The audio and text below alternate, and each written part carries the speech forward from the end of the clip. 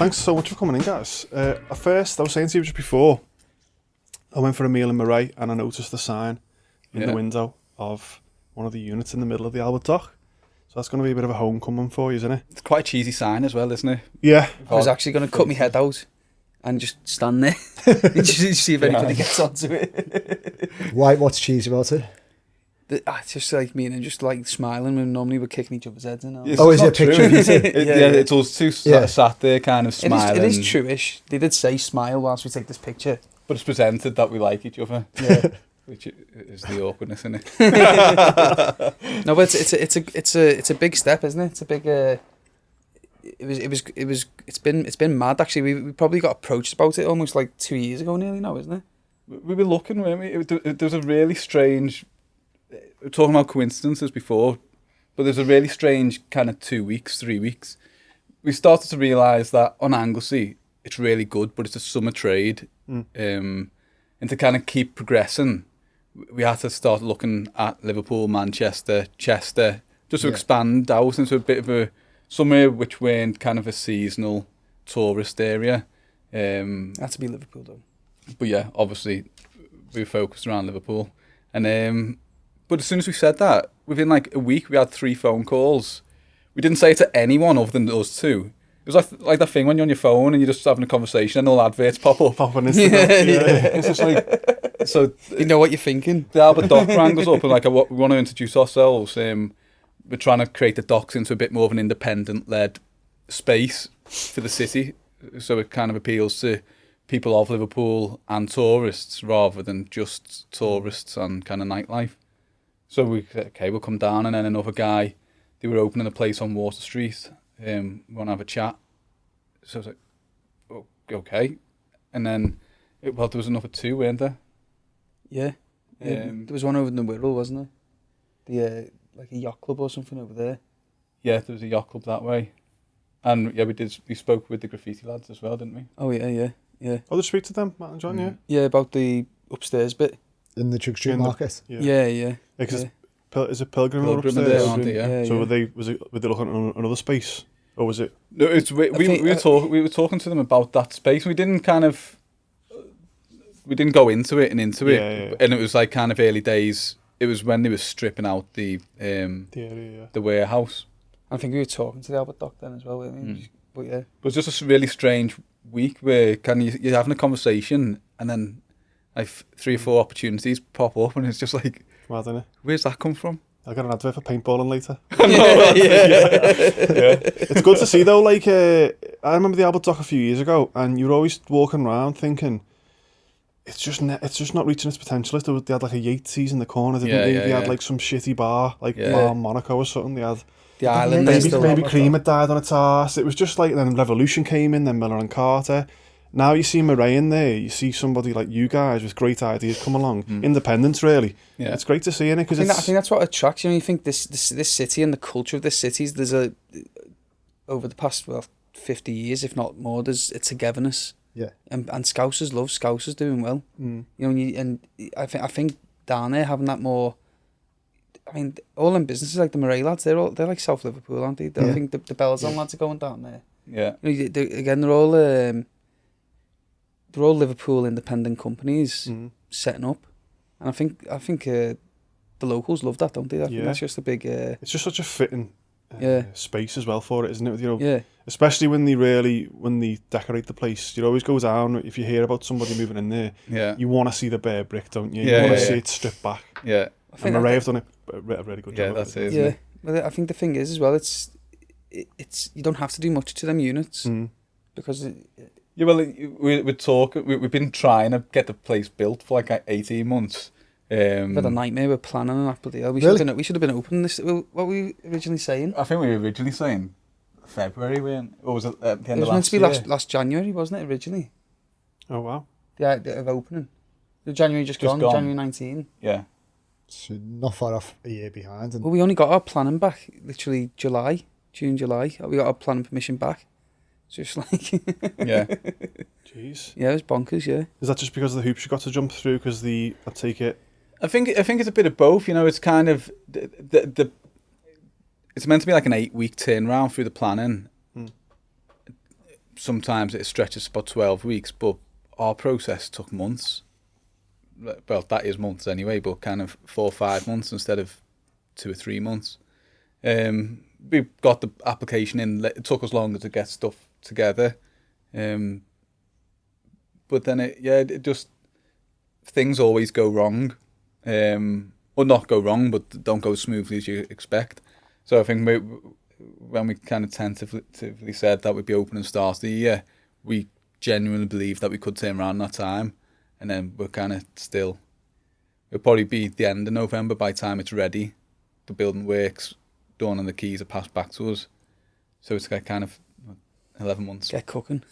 Yeah, wow. But You hired your staff and everything. Well, we got people in our team in Anglesey who want to come over. Yeah. We're looking now, we're about to do a big push on staff for Liverpool. I think it's getting talent now. It's trying to find the talent. Do you know, so like we need to look for talent in Liverpool, but also with the team we want to move over, we need to get more talent to replace the team back in the Marram Grass as well. That's difficult recruiting where you are as well in Anglesey. I think it's in the trade as a whole now is difficult. You know, I think hospitality is almost it's not had a great rep for a long time, and there's not as many people going into it. So right now in this current climate, it's a nightmare getting hold of staff, front of house staff, and chefs. It's probably depending on how we get on the next couple of months with all the exits and whatnot. It's probably going to get a bit worse for a bit.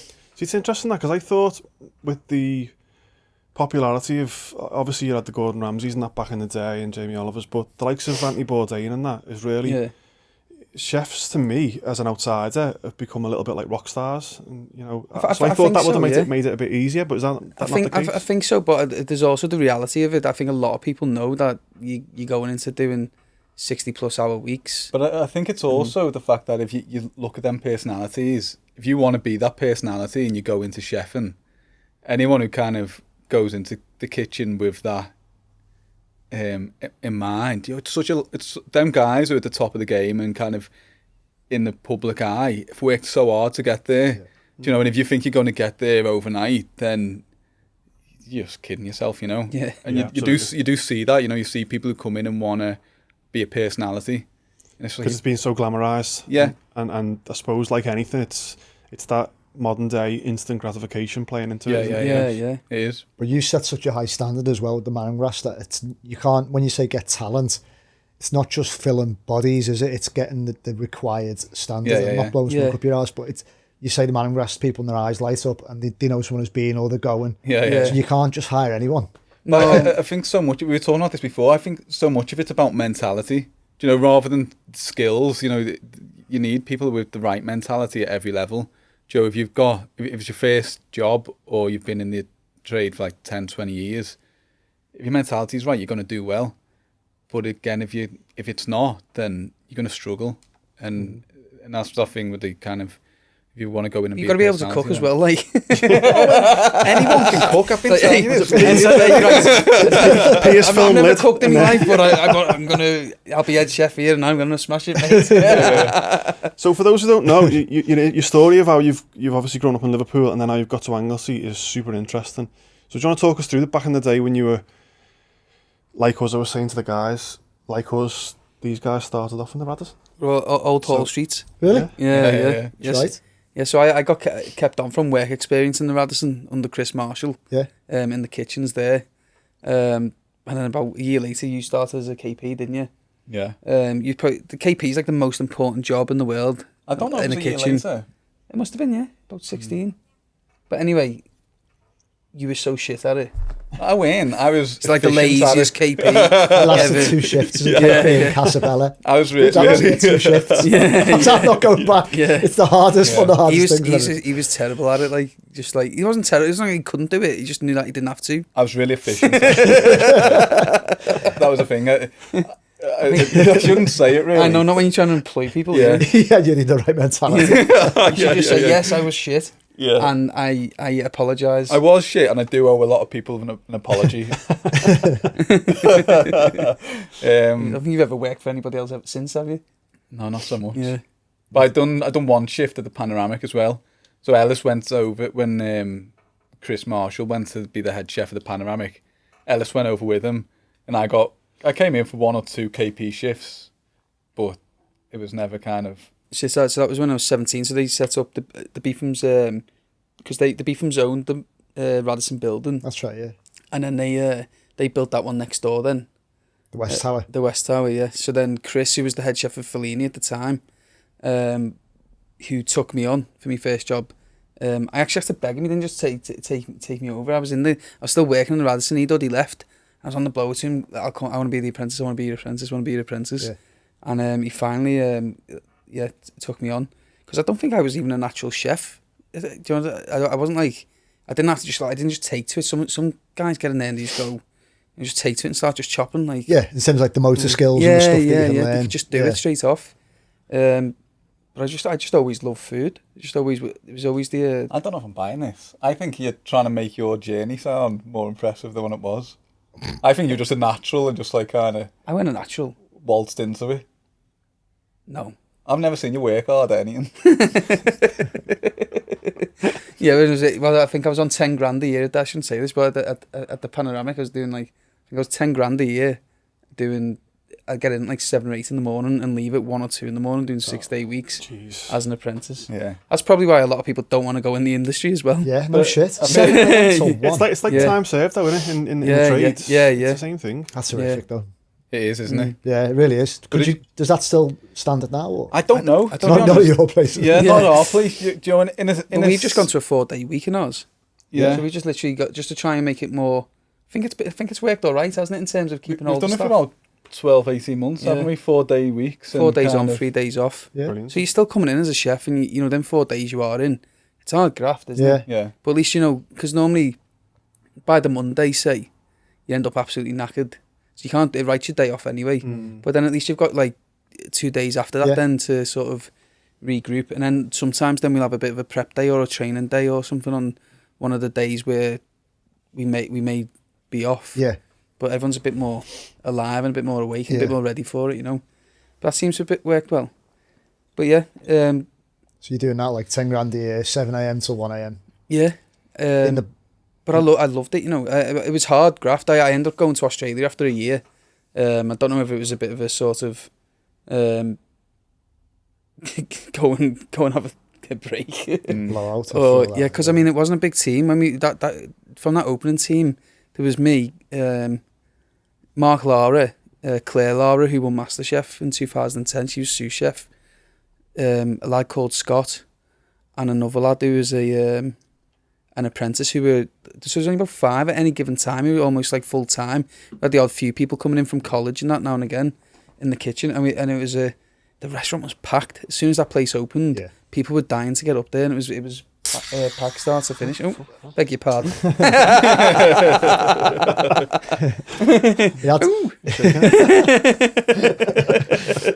That was our sponsor just chipping in. It did have to work. Weren't that many at the time? Well, no, there were good places, but there weren't that many places that had that buzz, and it had the trendiness as well, didn't it? Yeah. So, like kind of Hope Street area, there's a couple of places back then, weren't there? Yeah, I think Hope Street was just 60 Hope Street, the carriage works. Yeah. But you probably say that was probably about it really at that time in terms of chef-led restaurants. I think so. Yeah. But yeah, that was a hell of a graft. So you went to Australia to just kind of switch off and do. Yeah, so I went back for it. My mate, our fella lived out there, and he said, "Look, I'm going out for a month. Do you want to come? We stay at my dad's." Like, yeah, I'm coming with you. And I ended up staying for about 6 months. And in that time, my our fella bought this little caravan site in North Wales, which is now the Marram Grass. And yeah, so that was when I was. So I went out to Australia when I was 18. Yeah, so then. 18, and then 19. When by the time we come back. Yeah. What brought you back? What brought you back? I spent all my dad's money.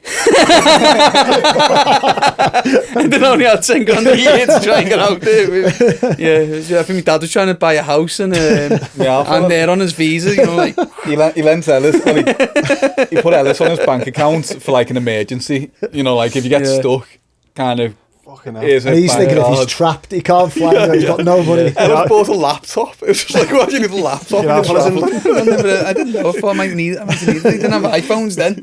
Rather than being him getting declined at the till, getting Space Raiders. Because he's walking out of MacBook. Oh, that was having a great time though. That was it. Like, my dad had always wanted to buy a campsite. That was his kind of dream, you know, just a pipe dream. Want to buy a campsite to retire to. So that was it. When we were kids. Like, every time there was a campsite for sale, we'd always be in our caravans on holidays. See one for sale in the area, he'd drag us to it. Let's have a look around. So we start getting brainwashed into that as well. But that's his thing. That's what he wants to do. I think he seriously looked at maybe 5 or 6 over the years, but the timing was never right. Like, we were in school, or younger brother was in school. White Lodge came up, Ellis in Australia, and the timing's right. You know, our youngest brother's just finished school, is kind of going to college.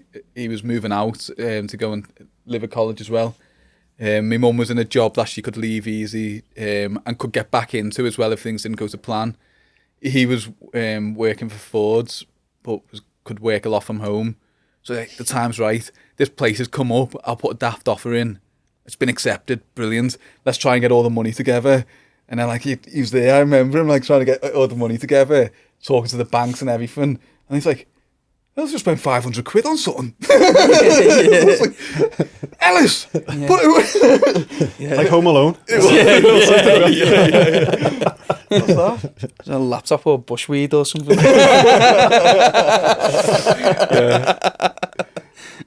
But that was it. And then he kind of, I think he gave Ellis like the kind of last rites, and Ellis stopped spending his money for long enough that he could kind of get it all in one place.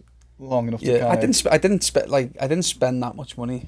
Yeah, well, in terms of like, I think getting a kind of a credit card for an emergency, spending any money on like not an emergency is too much. But I literally, when I thought I'll go out to Australia, and I think all my savings for the year, I think I'd accumulated about $1,000. So my idea was, I'll get out there. Jesus Christ, it was expensive there. It was like $3 for a bottle of Coke. I was like, all right. But did you do any chefing while you were over there? Not in any place. My aim was to do the farm work to get my second year visa. Yeah. So it was probably like the shittest time in Australia ever, really. No, I had a belting time, but I'd done my 3 months farm work. So you have to go out to... Like, just hard graft, isn't it? Oh, yeah, labour. I've had a freaking new whip and everything since, and I swear to God it's down to that bloody farm work. Like, are you serious? I've literally got a new whip now, yeah. Sure. And I don't know if it's on the back of the farm work or the I've had 10 years of hard labour. It's been like being I thought you mentioned that you had a new whip. He said you did fuck all. I know, yeah, he's all right in there, but skipping and dancing. But no, yeah, 10 years of hard labour, but yeah, put some people to shame. I swear to God, that farm work. Stop blaming on the farm work. I get up that early. It'd be like 5 o'clock, and I'm not an early bird, and I'd be throwing my guts up because it was too early. Like, it was just like too early in the morning. You're there picking tomatoes as fast as you can, and the lactic acid to get me. And I'd be like doing a gym workout in the morning, whilst you've got no money and you're eating like but you can watch your laptop whenever you want. Good job I had the laptop. Google pictures of food. But we did the farm work, and no word of lie, we were skint. We'd all be eating. I came home, and I've never been like proper skinny. I came home borderline anorexic. Well, could technically be classed with all the throwing up I did in the morning before the farm work. Definitely eating disorder. Yeah, there's something going on. But we were eating like just vegetables, so it was like you'd be picking sweet potatoes one day, that's all you'd eat, because they'd have like, all the ones which didn't make the supermarket shelf for free. You'd all be in there like rats. You've earned a nice sit down to be fair. Yeah. But no, it was a belting time, like the mates and that I made out there, and like that independence. What you get, because I was only 18 at the time. Most people out there who was travelling around, a bit older, aren't they? Yeah, I felt dead old when I was 18, but looking at it now, most people like sort of 25, 26 had some level of experience with leaving school and life and that, whereas mad, but it was good. So you got a phone call saying to someone you together to come home and help with the my dad literally sort of said more like, get your arse home. Yeah. Yeah, that was on my, and it was When like... did you come back in June or July? I came back in July. You had started it in April, hadn't you? Yeah. Had you left the Radisson by then?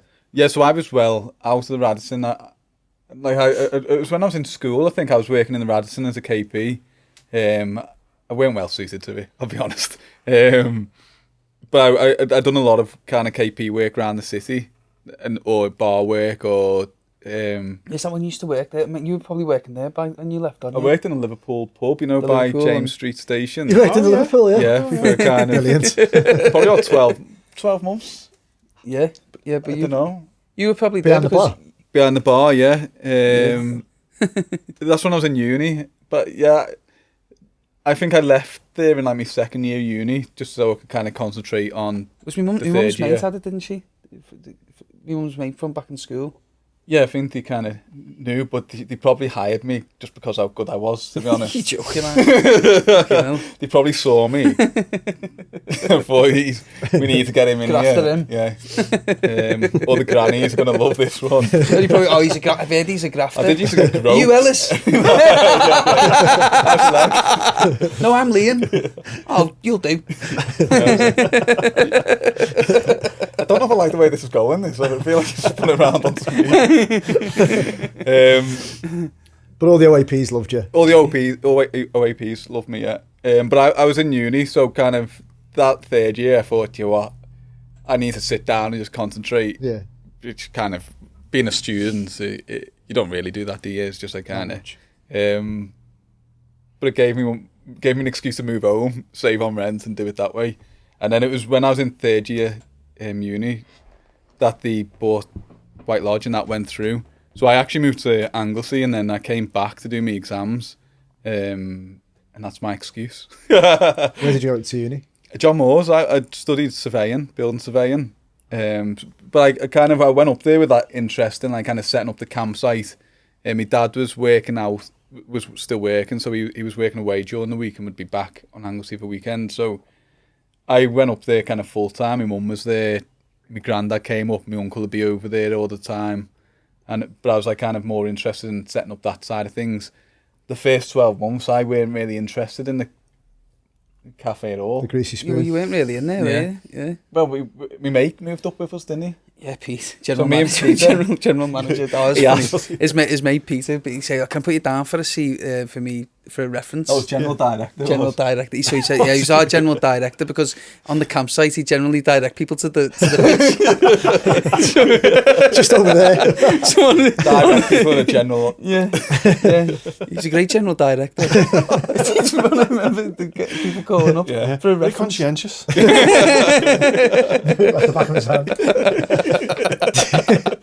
It blows my mind that it was actually what is now Marram Grass was but it was a cafe, wasn't it? No, it really was. It was an actual Greasy Spoon cafe that was open prior to you getting there. Yeah, so the background of the place is that it was a garden centre, like prior to us getting there, but it kind of gone downhill.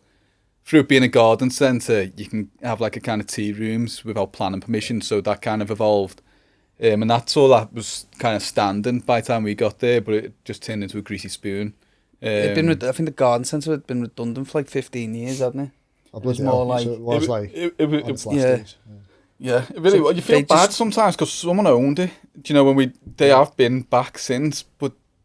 And like, I remember it came out in one of the papers and it used this Greasy Spoon, which is quite a strong kind of... It was fucking shit, Liam. Come on. I know, but that's what I'm getting to. Do you know what I mean? I know what you mean. You get a mean like picture in your head of undermines? yellow neck curtains, don't you? And stuff like that, yeah. It was bad, but you know... It sounds derivative, doesn't it, to like use that term? Yeah. Yeah, it sounds unfair on the work they'd done. Yeah, because they've opened sense. that with the intent to make it a success and probably put a lot of work. Being passionate about it at some point. Yeah. And then it just like kind of goes downhill. So I do feel bad on that. Like a few people have told us off. Well, not told us off, but kind of said like kind of it's not fair to use that, but it you really bloody was. Hipsters coming in here. I know, taking the grease off the walls and cleaning everything up, giving us fresh produce. Replacing those sticky floor tiles. There used to be some good graffiti in the toilet. It was a funny place because I think it depends what you read about like what the building used to be. we had a little bit of fun when we were getting a lot of publicity off the papers, and they were saying like kind of, oh, what was this shed? And then we were just like, every time someone asked us, we were just seeing what we could get away with. So it was like, oh, it was a chicken shed, which is stuck, but it was never a chicken shed. But that's like one of I think it went out in the Times, so everyone knows it's a chicken shed. We said bred rabbits there. We tried to say there's been that someone was breeding rabbits there once. Yeah, rumours. There was somebody who used to read palms in there. Yeah, the lady down the road. Yeah, but it's just like how often does that have to happen for that to be its path? Yeah. Just someone read a palm in it once. Yeah. It's just like I love it. It doesn't matter. That's not question though. We tried to get away. I think it was on Channel 4. We tried to say that because the Land Rover Defender was first built there and developed on Anglesey. That was it where the guy lived. Yeah, it was in the village next door, Dwiran. Yeah, you wouldn't have a clue. On Channel 4, we tried to say that that's where it was in this building. Like, oh, is it? But like, obviously, some researchers like got the footage and gone, they're just bullshitting. Spoil sport. Busy little bastard. Some jobs work. Something's not right. But yeah, we've kind of had a bit of fun with it. But when we kind of got there, this little campsite was running unofficially where there was about 3 acres of land. It was the Greasy Spoon, and it was just like a mad place. The toilets and the laundrette for the campsite, you'd have to go through the cafe to get into it, and you'd be where you were in the kitchen. Funny, let me tell you. No, shut up a minute. Let me finish this bit. No, this is funny. This. I'm gonna punch you. We're gonna fall out. You finish your bit. So I'm just setting the scene, and then you can tell your stories. Yeah, I already know where you're going. In the kitchen area, like you'd go in, and there's the soil pipe from one of the toilets used to run across the kitchen. So to save any food, you had to get the food from the kitchen, go over the soil pipe, which was about a foot high. It weren't like a kind. That's like lumber. It was like that. You had to step over the shit pipe. It was surprising how like you could make. It was like a ballet dance by the end of it. Like you could have like 3 plates and just like skip over. When they first took it out, because you took it out with me dad, didn't you? When you moved it all. You were still automatically you get to that point in the kitchen, you just step over. You just do that. And you're like, there's fucking nothing there. And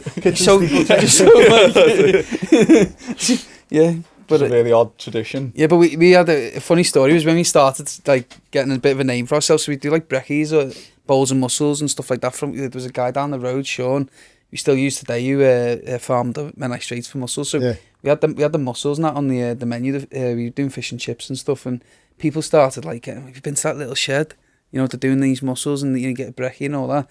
And people started like bringing the people out for dinner and stuff. You'd have like tables, with suits on, and it's absolute. It was really surreal, wasn't it? Because it shit all over a cafe at the time. We were like white, that little checkered white and blue plastic tablecloth you'd get with like school tables over the top of that, little white granny hatch and lavender paint on the walls and stuff. Little white granny hatch just doesn't make sense. What's it called? No, there was one there, but to anyone listening who doesn't know what you're talking about, you've so it's just like hatch. So this little white, is that called a granny hatch? I think so. Like a little white serving hatch. Where the bar is now, like used to just be this square. Yeah. Between the kitchen and it was like you're getting like your nan's living room. Yeah. Where there's like, maybe that's where it comes from. I'll tell you another story. This is bad. This is when we first started. This is before the story. Well, you don't finish this one first. No, this is funny. We're going to be because with the white with the hatch. There used to be like a thing you pulled down, and all our menus and that were all handwritten and whatnot, didn't we? So we get to we get to any time because we never had any times out, and people would come in, and you see the cars coming down the side of the building. So we put the hatch up, and as they walk through the door, they'll go. They see you putting it up, and they go, "You're open." You go, "Oh, yeah, not a problem." And they used to tip you loads because they think that you. Honestly, God, it's specially open for that. You don't make the customer feel important and all that. And he'd be like that, someone pulling in a Range Rover, he'd be like that. I don't know what picture you're painting, obviously. I know, but it's because you're just like you're young, aren't you? And you're just having a bit of fun. It's not even like a business at that point. It's just that you're just messing about. I think at that point as well, we were still kind of. I think when we first opened, like the most expensive thing on the menu was like £3.25. That was like for the full breakfast. The normal go-to breakfast was £2.50.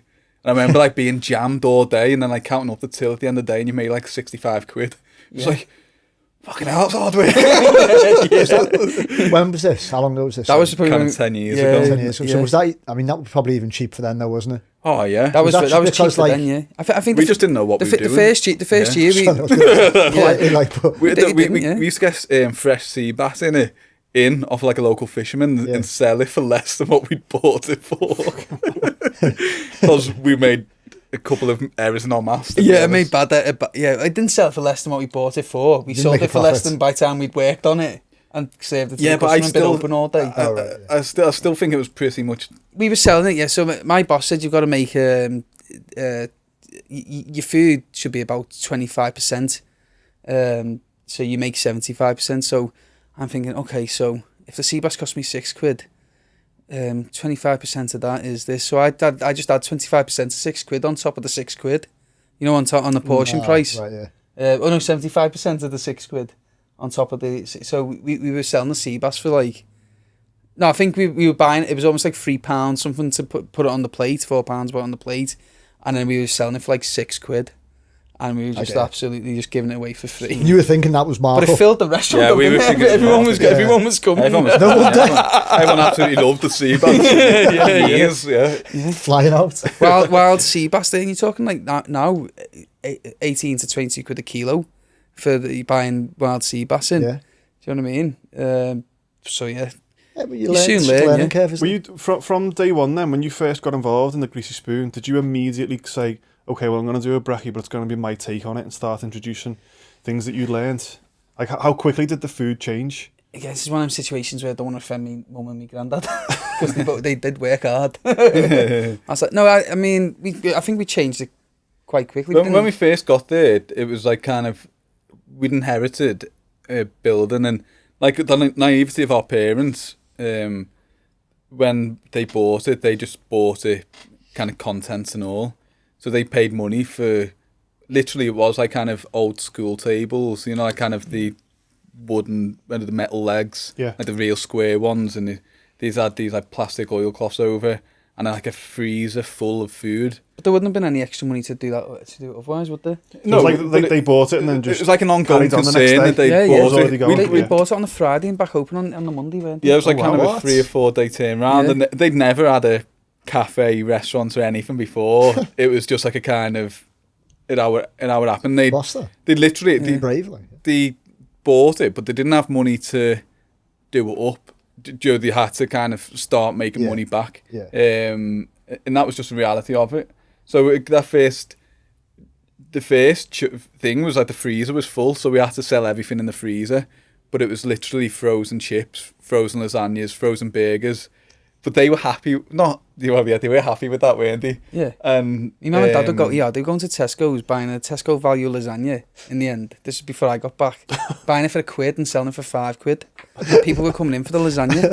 And then we're getting in fresh sea bass. It's just who's the fool? They didn't know. Do you know what I mean? My fellas started off on the line in Fords as a toolmaker, and my mum's always done like admin and stuff. Never ever had a business, or had a restaurant in that sense, or well, a cafe even at that time. You just do what you gotta do, don't you, to get by. So did you have to just literally empty that freezer and then start almost like reset? Yeah, pretty much. I mean, when we started, I was doing a lot of stuff like stews and stuff because, as I said, I was 90. I'd only probably cooked properly for a year or two, so I weren't skilled in what I know, like what I can do, like butchering full carcasses and all that. I couldn't do anything like that. I could just taste things and make them taste nice. Yeah. And use the guys who I'd learned from, like Claire Lara's, Mark Lara's, Chris on the phone. How do I do this? How do I do that? But I literally just started sort of making stews, lasagnas and stuff, but from scratch, and then I'd freeze them down still. Yeah. And then I'd throw them in Chef Mike, get them up to a certain level, and do a nice little salad and send them out. And they were banging. It was making good cafe food at the time. You know, I think even now cafe food's progressed. But it was like kind of 10 years ago, and it was just simple but tasty homemade food, and that's where we kind of started getting interested a little bit. Was kind of finding instead of opening the freezer and defrosting a packet of bacon from the wholesaler up the road, or it was like kind of, you're surrounded by animals. It's like kind of where do you get stuff from? So we would kind of go around and ask farmers and things if we could buy it, and it was surprisingly hard actually to kind of buy stuff. Yeah, to get local meat, yeah. You could get stuff from the butcher, maybe, but kind of the butcher selling it, especially for like selling it for like £3.50 on the plate as well for a large breakfast, because all the customers we had were from the people who could afford to spend £3.50 on a breakfast. So you had no marketing. You didn't have a good restaurant or anything. You can't just to spend 50 quid each. You couldn't just change it. Yeah. And I don't even think we'd have been able to just change it, because we wouldn't have known what we knew. No. Do you know what I mean? It was all. But I think that sums up Anglesey, really. It's like kind of, we couldn't have done what we'd done here. Do you know, because Anglesey gave us that space and kind of time to develop. Yeah. Whereas here we would have just been eaten up and spat out within the first week. Yeah. But but there was, and that's what I mean. There's no kind of long-term plan to implement an evolution of the business, so that we're going from £2.50 a head to 50 quid a head. It just like kind of every stage we'd often, because we were there so long during the day, during the week, it was a family business, so you'd literally be working 24/7. You just change what's interesting, or you do things which are interesting to you, and then the prices go up a little bit because you're spending a little bit more to put the food on the plate. For the first couple of years, we didn't put them up enough. So you were learning on the job, yeah, and then you guys kind of developed and grew as the business developed and grew. Yeah, so the first 2 years we were there, it was our parents owned it, and we were literally just helping them out. We'd done 12 months, and that was meant to be it. Ellis was going to go to London. I was thinking about, I'd only just like kind of graduated as a surveyor, so I was thinking about getting into the industry, whether back in Liverpool, Manchester. You were applying for jobs around there. Yeah, I was applying. There's a couple of construction, like Watkin Jones, like a big firm in North Wales. I was applying for them. They'll be gutted now then. I know, yeah, they would, wouldn't they? See what they missed out on.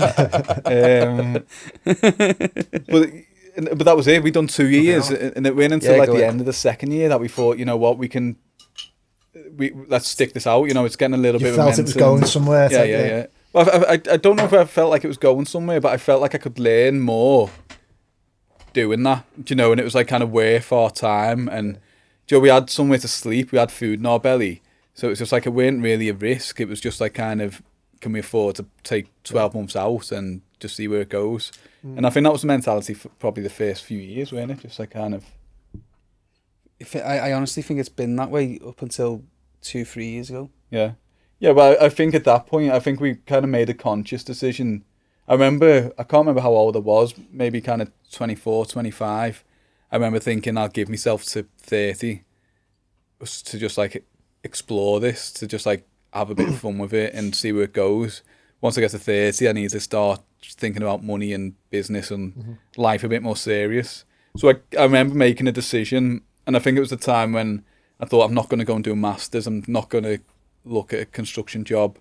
I'm just going to kind of give myself this space to do this in, and not have to, because in the hospitality, and it will still exist today, but I remember it really happening then, and it, I don't know if it affected me, but it was always on the back of my mind, is like when people come up to you and say, so what do you want to do?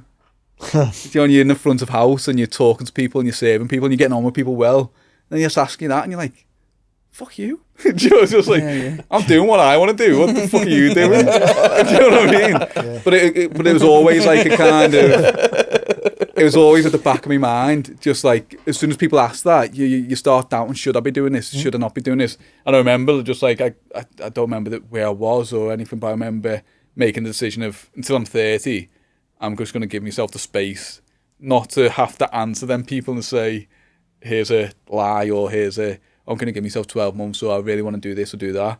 It's just like, I'm just going to give myself the space and not have to answer that question, you know? It's a great way to do it, though. That really, really organically, just sort of, if you have the ability to learn on the job and you have the self-awareness to know what your strengths and your skill and your weaknesses are, and you can just go, okay, well, it doesn't have to be perfect, this idea. I can dive into it now and both feet and just wing it.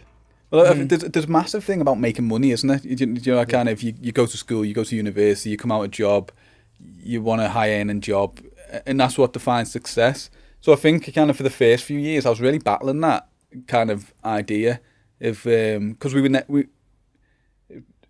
I don't want it to sound like a sob story, because it definitely weren't, but we weren't making money. We weren't even paying ourselves money. We were probably, up until kind of a few years back, paying ourselves like 10 grand a year, and it was just enough to have a life on, because we had food and a roof sorted for a kind of. But that was a decision we made, you know, and that's what I mean. It wasn't a sob story. It was just like, I'm prepared to do this. I'm prepared to see where the next, up until it's been an amazing 10 years. And it is probably like 2-3 years ago when we actually stopped paying ourselves £600 a month. yeah. Do you know what I mean? That was only, and that's relatively recent, really. 2 years ago, I'd say. But I didn't even think about it, though, you know, until, like, I've been with my missus now for kind of 8 years, but until, like, we started living together, or... my missus has been, like, bearing my costs for ages, like... Well, I don't mean it got more expensive, but that's, like, someone you start, like, getting close to people, don't you? And then you start to realise, okay, things are getting serious now. This person's not relying on me, but kind of... There's a mutual, like, financial interest, isn't there? Yeah. And it's just like, I can't... A lot of it, you want to make them comfortable, don't you? Yeah. Do you know what I mean? Yeah, of course, yeah. And I think that's where it kind of... where I was like, should we start paying ourselves a wage? Yeah. It's not that recent. Yeah. Because you have this concept of, obviously 10 years, at the start it wasn't successful, you were still building it, but in a way you think like, then you must have been like absolutely smashing it financially for like the thing is though, we never as a family ever had, you know, my dad got that place for a steal. He had to remortgage his house in Liverpool to get that, and there was never any backing. We never had any investors just don't back you at that point. Banks definitely don't back you. I wouldn't back myself. Yeah. Because didn't you two have to like find £3 grand each? I read somewhere. Yeah. What did we get? How did we end up getting that? It's really weird, you know. I think at that point again we had a bit of money because we didn't have any outgoings, and we were literally working. I know you got it. But we were literally working kind of 24/7. So we'd done like 2 years by then. Oh right, sorry. This is 2 years in. So this was 2 years in. So we ran it for 2 years for our parents. So we were getting like a kind of grand a month or something. So you were employees then. We were employees at that point. I was paying off debts. You didn't pay me half. I didn't pay me until like a year after. The thing is, when I was like, you were paying back the laptop, mate. You're paying back your. Like, this was only £300, Dad. It's like, that's what was paying my wage. Some bush bar in the middle of the. You've got 27 pints of lager. They started paying me a year after, didn't they? And then never. They did. I hope they did. On my life, they did. 100%. and my dad was like, don't give him nothing. I'm like, Mum, I want to go back to Liverpool for the weekend. Give us £100. And she me, Mum, give me £100. But it's just like it's not glamorous, is it? Do you know what I mean? No, but that's what it's just like. We were getting. I was getting like kind of, it weren't £1,000 a month, but 10 grand a year, something like that. Gee, so it was I'm going to backdate these payments of £1,000 a month. We were on. Fucking terrible. Favorite child. I know, yeah. But if you have those that long-term vision, and you have the patience and the confidence in your ability or your vision, then you're able to sacrifice short-term gain, aren't you? Yeah, well, and that's what we were doing it like 24/7. Yeah. Do you know, we literally kind of. You just did it. We're just doing it, and it we're like a kind of mentality that we want to work hard. It was just like, one, there's nothing to do on Anglesey, so it's just like you stop work and you're bored, especially for winter. So it's just like kind of, we didn't have distractions.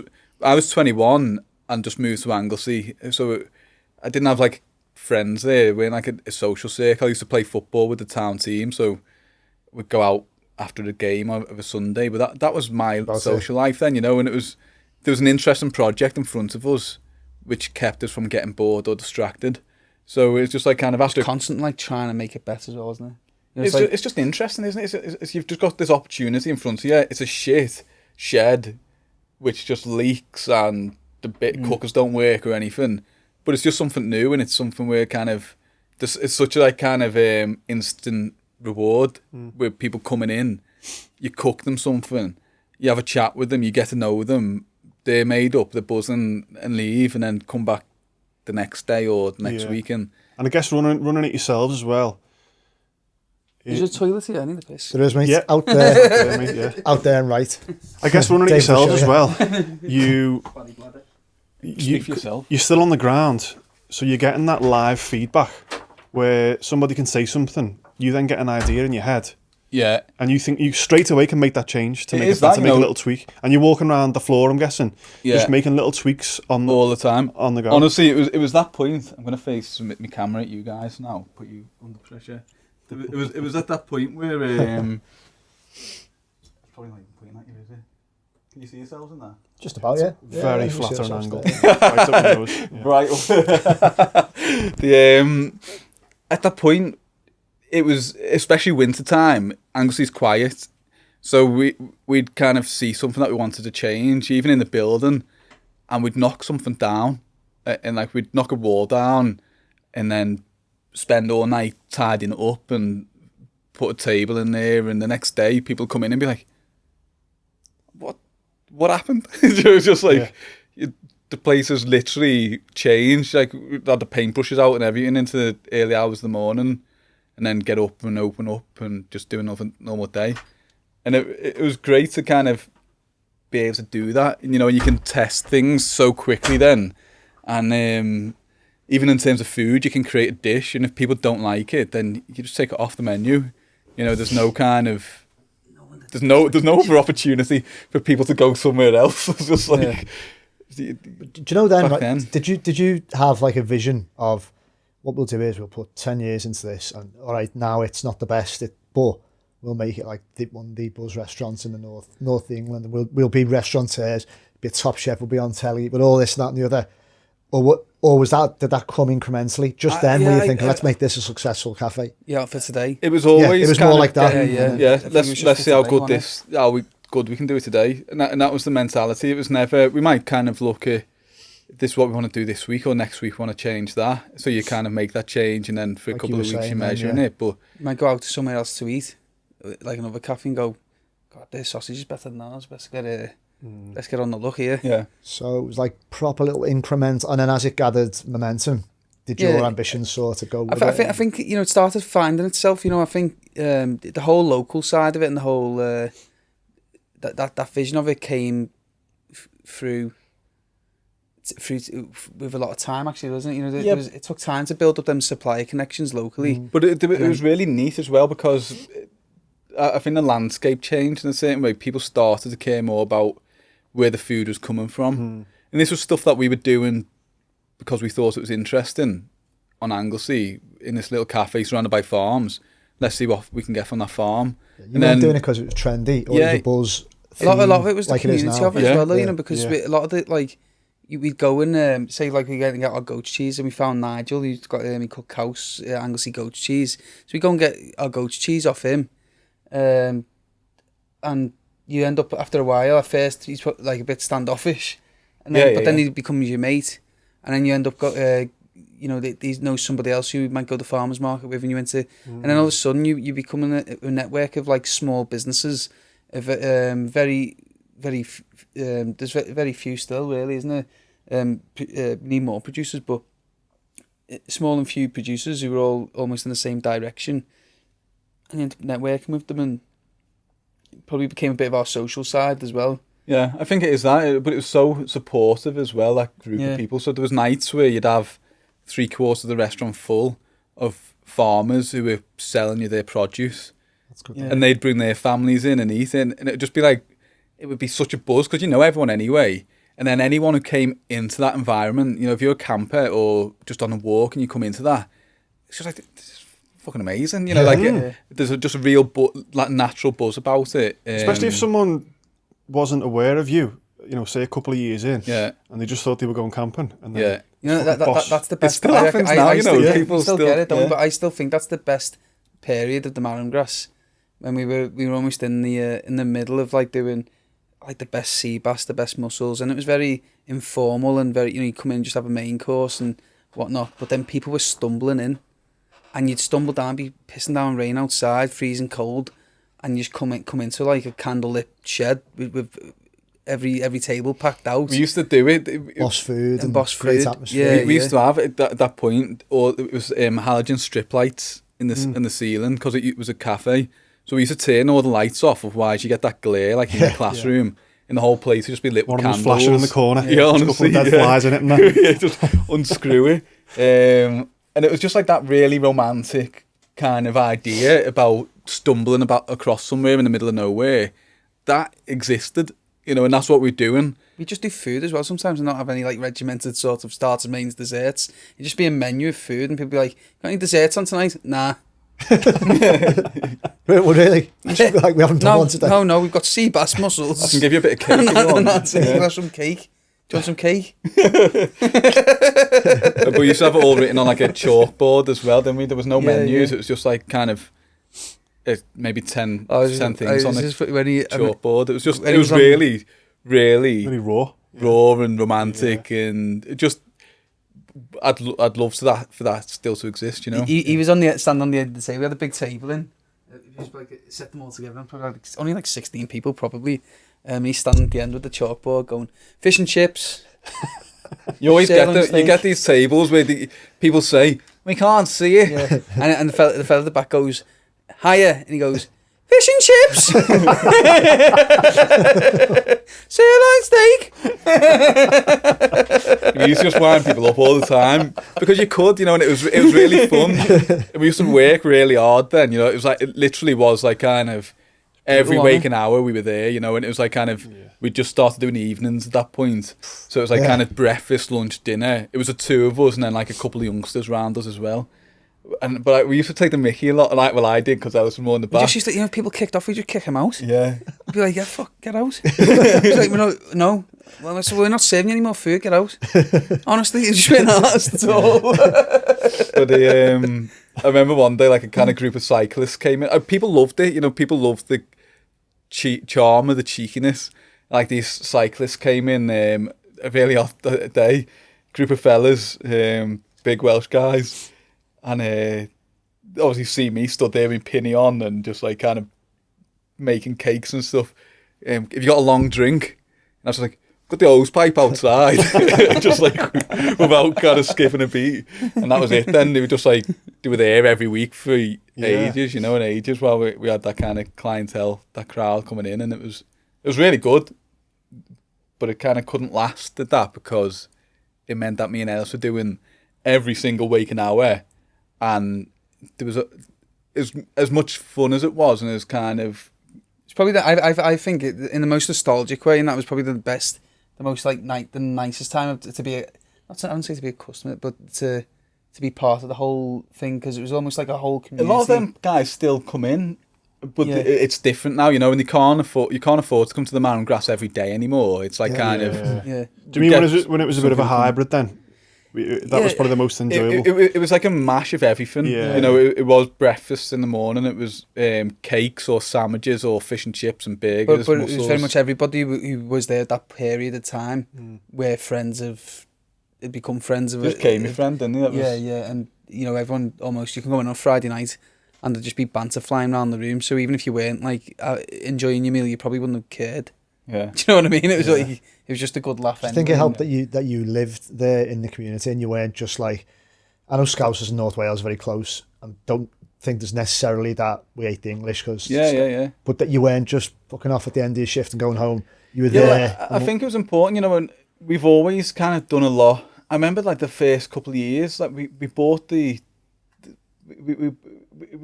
collected our tips, didn't we? And then we bought the local youth club like I think we gave them like 200 quid, didn't we? 300 quid. Did you? Which was just like, I don't know why though, you know, it was never like a thing. It was just like, we were never on a lot of money, but we never saw it as not being on a lot of money. It was just like kind of, people give us tips. And we had a young team then. Yeah. And we just said to the guys, the youth club need some more equipment. Should we put 10% of our tips away? And then when there's enough, we'll give them some money. And everyone was like, yeah, because that was like the community they grew up in. Amazing. And but it was never like kind of, it was never kind of purposeful, like in a kind of presentational way. And we've done the same for like local school at that point, and we gave them a bit of money for to get some books or something, didn't we, for the library? Yeah. I can't. We used to do these things. I don't know where it came from. We're not nice people. It was never like a business plan, you know, and it was just like kind of. It wasn't like I'm gonna get into a bit of philanthropy and I'm gonna be this person. It was just natural. And the thing is as well, you know, it was never the area where we are. It's not like the majority of the people who would be benefiting from the youth club and through like the school inside of it weren't necessarily going to be our customers. Overnight, because it would definitely outprice the. It was starting to outprice people, then, weren't it? But not kind of, it weren't expensive. So even like people say, you do it, you know, because you get them back. But this is before any media attention. This is before you give someone £300. You wouldn't go in the newspaper for it or anything like that. Yeah. It was just, you just do it, don't you? Yeah. I don't know if it's like, you know, around here. I don't know what but your alphas used to do the youth club. You know, it was never a pay gig. You could do the footy on the Saturday and stuff like that. It's just very. It was very much what we brought up with and what went on, I think. Yeah, and I guess those type of communities are still a little bit old-fashioned in that lovely way. That beautiful community way where everyone's... People don't lock the front doors and all that type of stuff. It is that, you know. I'm terrible for that still. Well, Newborough's class. Newborough, up where we are, is... it is just like a proper... Everybody looks after each other there, don't It's not like a kind of picturesque tourist town, is it? No. It's a beautiful area, but Newborough itself isn't kind of presented to attract tourists as in the town. Where is it? Sorry. It's in the southwest corner of Anglesey, and you've got this stunning beach, forest. Yeah. But Newborough people are very much just like a real tight-knit community. Yeah. Friendly enough. Probably quite hard-faced, but in a kind of same way that Scousers can be hard-faced from the outside, you know? As soon as you speak to people, everyone's dead friendly and... Yeah, and you soon get into the clique, don't you, as well, yeah. Do you not, being part of such a tight-knit community like you're describing, and the fact that it was a greasy spoon, it was dead cheap, you must have had a little bit of pushback over time when the prices have been going up and it's gone a little bit gourmet. Yeah, well, I think kind of people can't keep up with it, you know, and that's what I'm saying. We loved doing what we were doing in that time period, but in order for us to start bringing in staff and creating careers and people that we could put skills into. Yeah. Do you know what I mean? If you can't... But that's what we'd kind of topped out where we were doing every waking hour possible. We were working our backside off and we were working that hard that we weren't able to keep progressing. And that was always our thing. You know, we've got until we're in our 30s to progress. We need to be learning. Because we're not making a lot of money, we're investing in ourselves in a different way. I've only got a week left. Keep going. You've still got a lot to learn as well. I know, yeah. So, because you said stuff about like butchering, and were you having to learn that on the trade as well, on the go? We buy whole pigs in and stuff like that. I mean, we don't have to anymore because we've got loads of them. But we'd always buy, and as well, it was cheaper for us to do so, wasn't it? So like even you buy half a cow in. You go on YouTube or Google, watch how to butcher half a cow, and you get the sirloin off it, the fillet off it, but you've paid £3.50, so all the rest goes into burgers, and but rather than paying say £20 a kilo, you're paying £3.50 for a kilo for buying it all in whole. But you had to just teach yourself, more or less. Did I have anyone in then? No, but I think we had time, didn't we? And we were never kind of... That's the thing, isn't it? It was never kind of... like a pressure. It used to take me ages to do it, like. Yeah. Would do. It's physically hard and technically hard. We done it, like, we used to just do stuff. So one kind of family said to us, someone had died, I think it was the fella had died, hadn't he? And they in the local kind of community centre, they wanted a funeral, wanted us to cater for it. So it was like, yeah, we'll do it. And I think we charged them something kind of like £6 a head. And it was maybe, I don't know, 50 people or whatever. And we put on like a banquet for it, for like kind of proper Tudor-esque, medieval spread.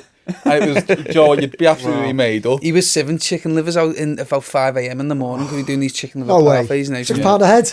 Yeah, honestly. Well, you don't know, do you? Just do it, don't you? No, I'm not. It's just amazing, isn't it? Yeah. That's what we kind of... We were doing like lunch evenings, most people listen to dinners. this go, you should know. My lunch here was only last week. I was going to say, we shouldn't release this until we get that bloody bank loan guaranteed. If you're going to get bereaved, do it over there. Because you have the best slap up meal. It was that, you know, but we're doing like kind of 3 services a day, and then we'd said yes to this funeral, so we'd done it, cleaned up the restaurant that night, kind of get everything cleaned down, right, let's get everything out and start prepping for this buffet tomorrow. And we were there, and it was literally kind of 5, 6 o'clock You never in the slept morning. that night, did you? No, and we had literally, I was sieving, we'd done this chicken liver parfait, and I was kind of cleaning the sieve, and I just remember, just like, I was just like at the bottom of the barrel, doing any more coffee I could consume without just throwing up. And I was like cleaning this sieve, and I was just like, okay, that's done, everything's tidy. And then Ellis walked in with this bag of potatoes, like, we just need to peel these, then we can go to bed then. I was just like... You're talking like 25 kilos of spuds, don't, not like a little Tesco Just bag. the two of you? Yeah. Jeez. It's hard work, unbelievable. Isn't it? It was weird, you know, I don't know Work how... ethic. But You just do it though, don't you? you do it. I don't think I could do it all again, but there was no better way to learn. And it was such like a kind of... It was a boss journey to go on. Yeah. And like I can look back on it with like and laugh about it and like have really fond memories of it, because it was good fun, but it was such hard work. It was such hard graft, and I don't think you could do it in any other situation.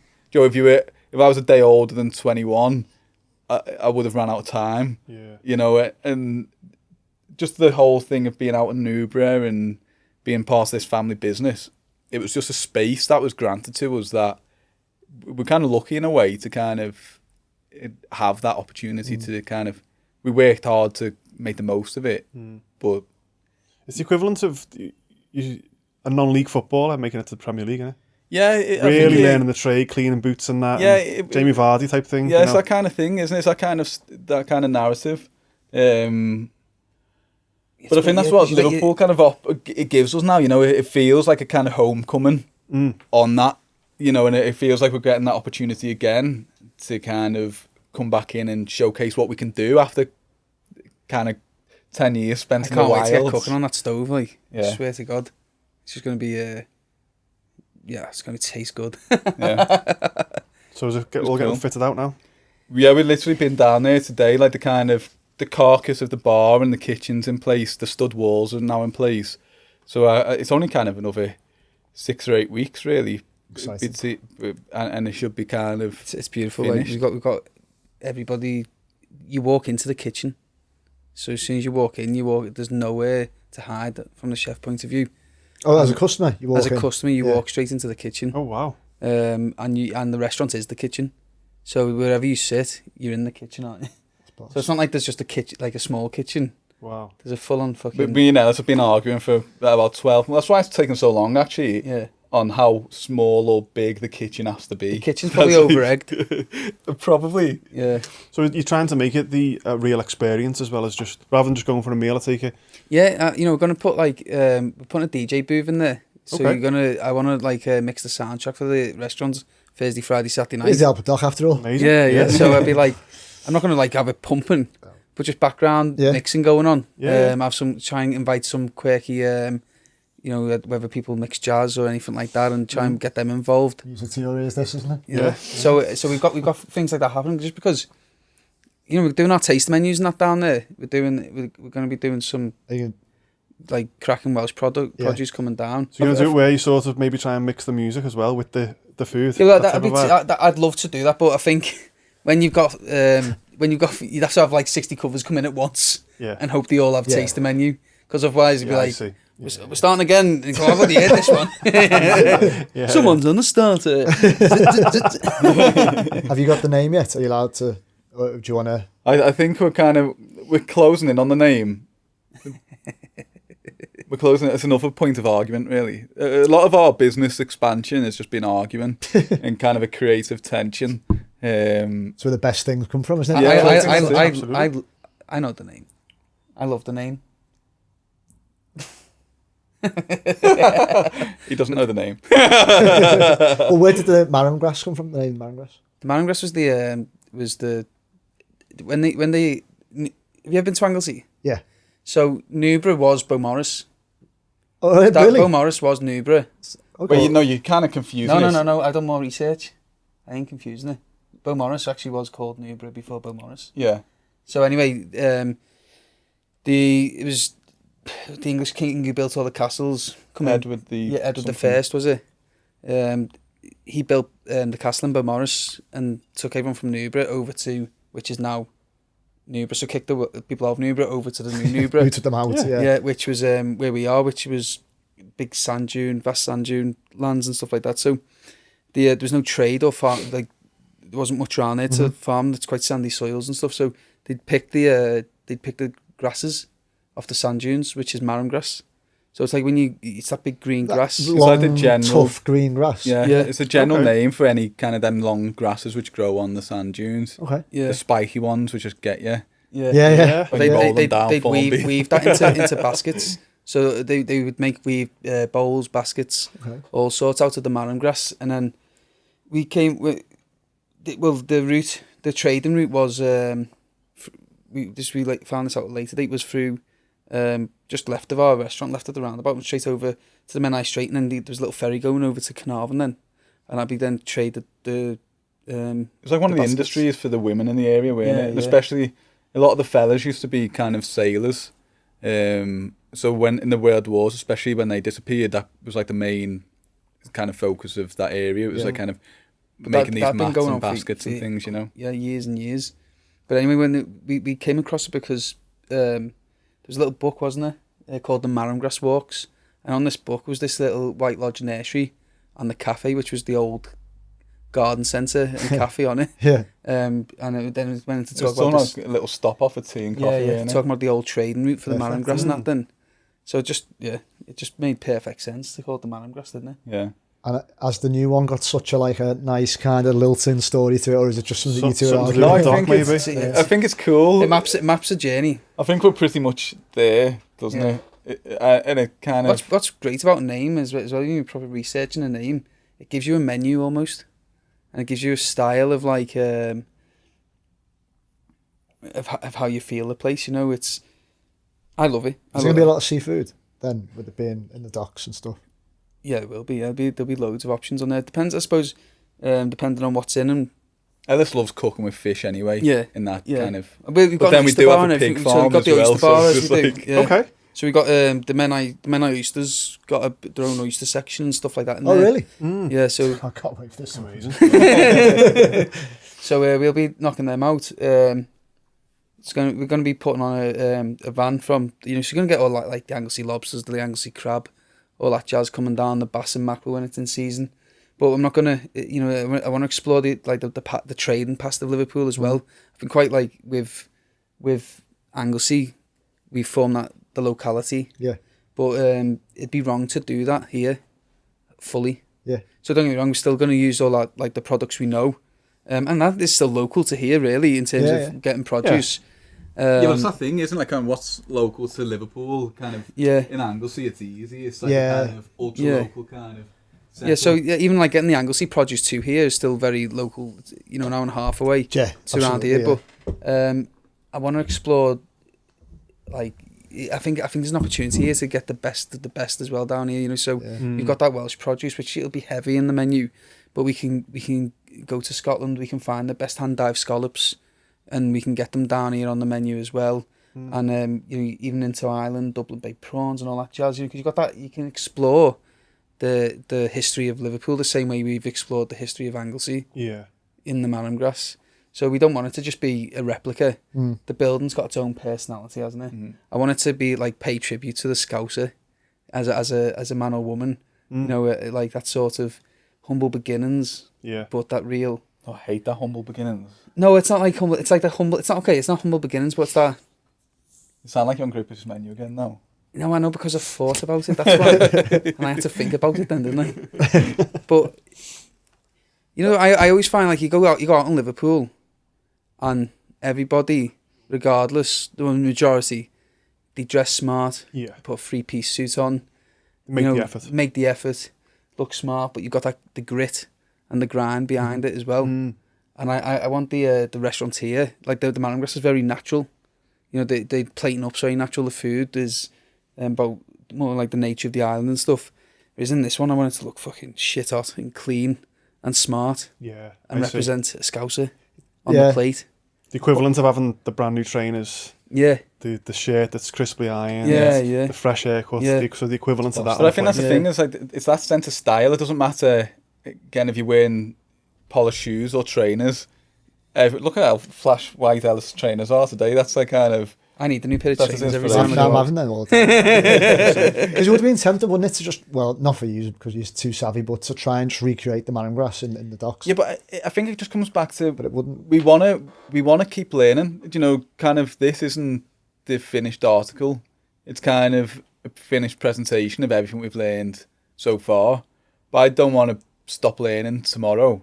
You know, and I think it's that thing where if we brought over what we're doing in the Marram Grass, then it's like, we'd learn more, like juggling 2 places and staffing 2 places, but it's just like, what's the next? You're not sat in a pot shed though. That's the thing.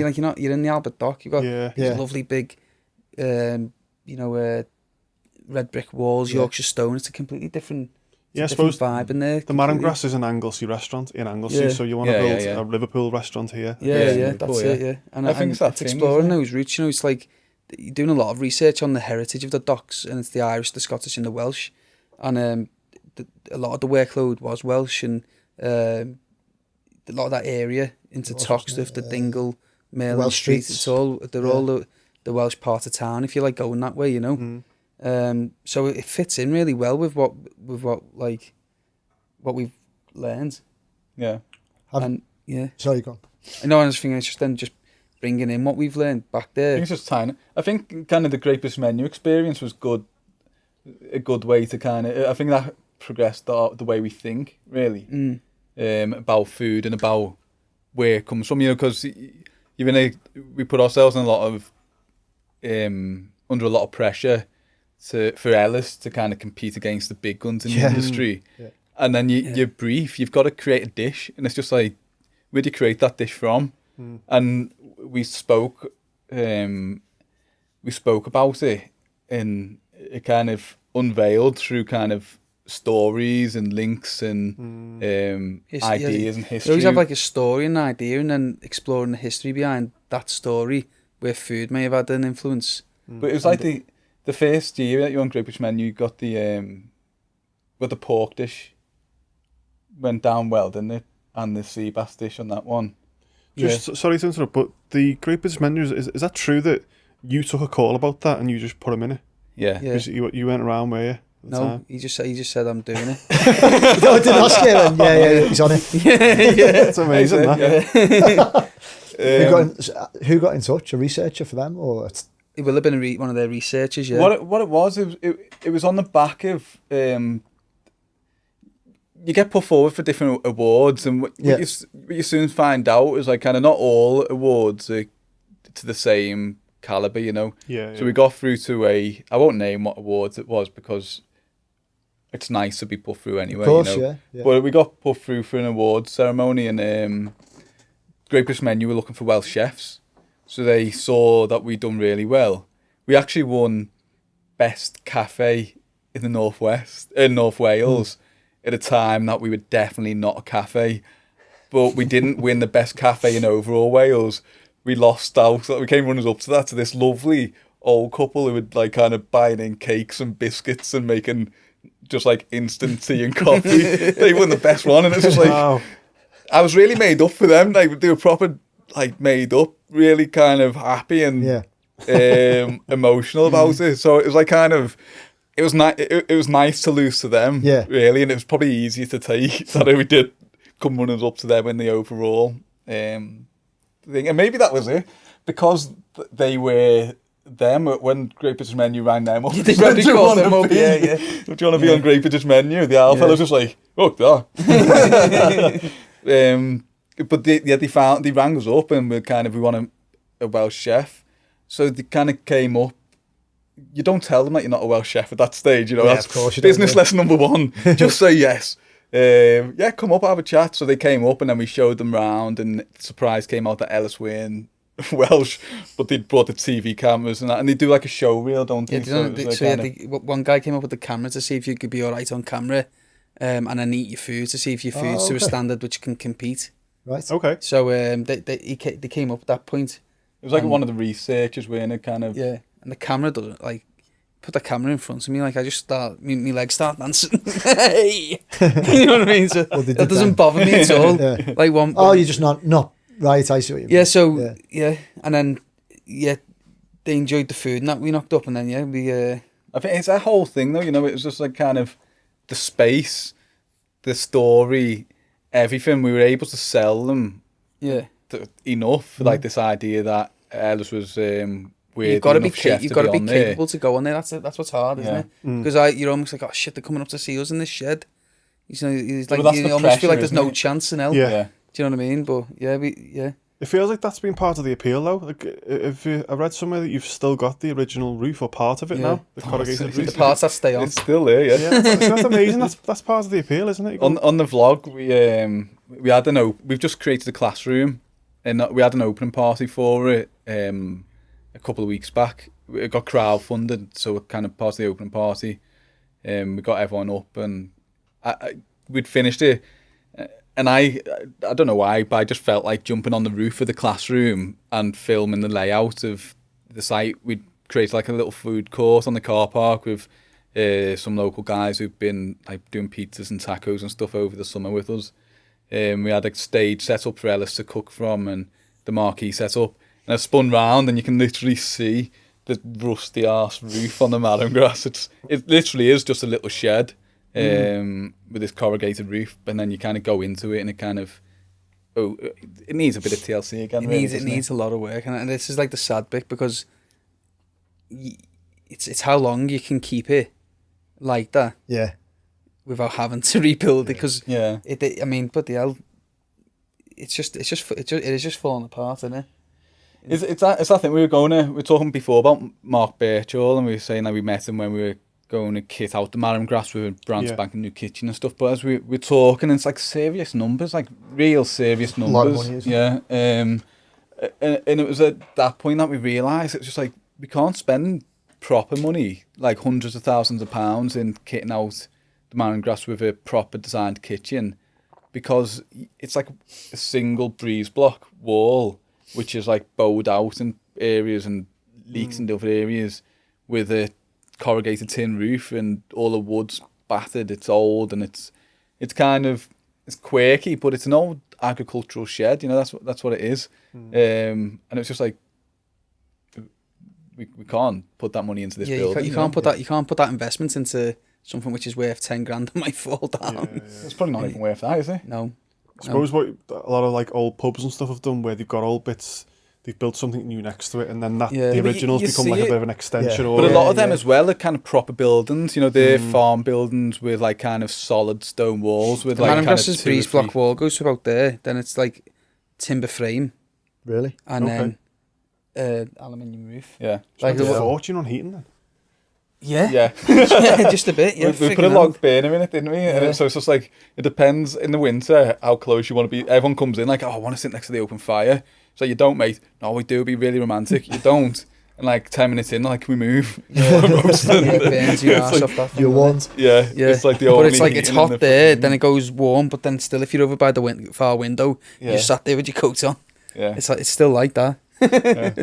Is that when? So after you'd been on the BBC, was that when it took off in terms of, not the restaurant took off, but on a national exposure, I suppose? Yeah, well, I think it was leading up to we that was like 2016. We got asked to do that in 2015. We done a Terry Wogan program, and they actually before, I think, was it 2014? Yeah. I think that was the Julia Bradley program. Yeah. Then we had things like, we got like Julia Bradbury. Yeah, so Julia Bradbury done a walking program. In fact, it was Eric stumbled across us. He was the producer for that program. Who was he's a Scouser, he is, and he's just mapping out the coastal path on Anglesey. And he come in and he ordered the fish and chips, and I went out and served them, and he just fucking loved us, didn't he, straight away, like, because we were just having banter with him and having a laugh. And then he went, that's it. So he's gonna bring Julia around to do the program. So we ended up like doing a bit in ours about local produce, about what we do, and then we ended up cooking some mussels down on the beach with her down there to finish up the whole programme, didn't we? Brilliant. So that kicked us off, and then it's all through fluke. Like it's like it all just like comes about. Then we done the Good Food Guide, the Waitrose Good Food Guide. They picked us up in 2015, didn't they? Yeah. So they promoted that whole year's Good Food Guide by saying, I think James Summerin and Penarth got like a real top score, didn't he? Because he's a Michelin-starred restaurant anyway. And then underneath it said, but a shed in North Wales takes the glory, and this was not. This just went like. I think it was the 25th year of the Good Food Guide, or I think it was the 25th, wasn't it? Maybe the 30th. Flagship year. Yeah, so they used us. They found us that year, and then they used us to kind of paint a picture of what the Good Food Guide's about. It's about finding that place off the beaten track and being able to recommend it. So we didn't get like in the top 100, but our story got released across the flight. Best kept secret type thing. So our story got released at the same time as the top 100 came out. Okay. So I'm pretty sure that some of the people who came thought we were in the top 100, but we definitely weren't. Yeah. But we kind of really with the forefront of this PR launch of the Good Food Guide for that year. Brilliant. So between Julia Bradbury and that, and then the Acorn Awards as well, wasn't it? We got the Acorn Awards, which are like kind of industry. So like the Acorn Awards, the caterer. It's like a big industry magazine. Yeah. They do 30 under 30 each year. So yeah, I got that in 2016, didn't I? On the chef side, and then you got it in 17.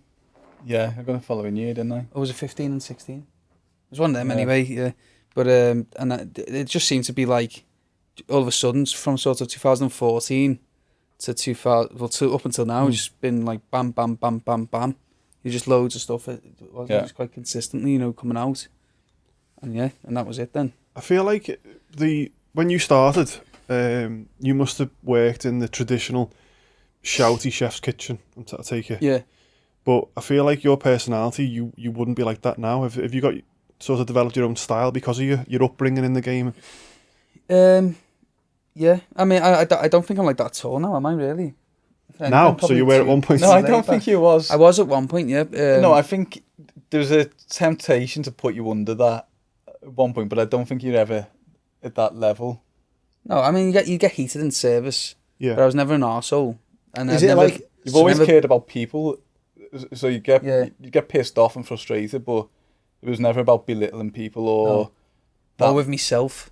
Yeah, you're not just like, but it's not a bullying thing. Is it like when you're playing footy with your mates but everything's so hectic and you're shouting stuff? Yeah, you wouldn't speak to them like that off the pitch. No, but you want to make exactly your points. Yeah, it's exactly that. But you see people as well who kind of they direct it at others, where Ellis has always been quite insular. It's like, I think at the end of the day, we've always seen things as our fault rather than. I'll never ever. If anything goes wrong, I always see it as my problem and not the team's. And that's that's probably one of your frustrations with me, isn't it? But I wouldn't just like. I'd like to emphasise that there's more than one. Yeah. That's the best way, though.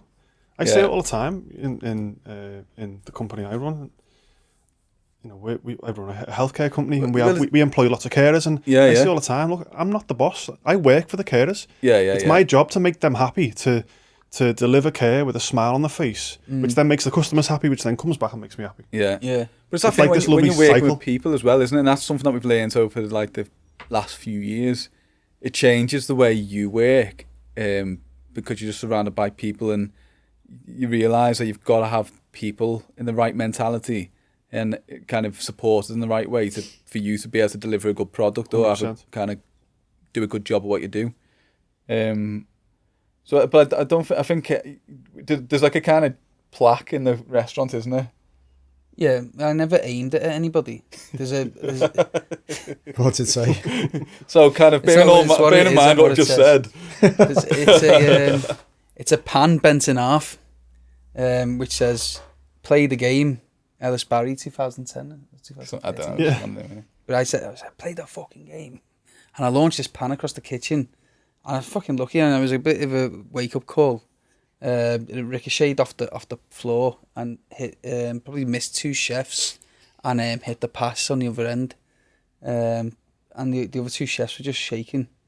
And one of the lads, after that busy service, he was leaving anyway in a couple of months' time, but he'd taken the pan and he degreased it all and took it to a trophy shop and had it play the game, Ellis Barrie 2010, Wow. put on a trophy, and he gave it to me when he left.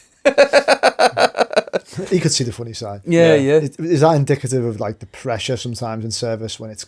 Yeah, I mean, I think, massively, and I think, again, a lot of that is me beating myself up rather than, beating the team up, which I just wouldn't do that now. Do you know what I mean? I could shout at somebody if it was, if they needed, maybe if they answered me back or something like that. Yeah.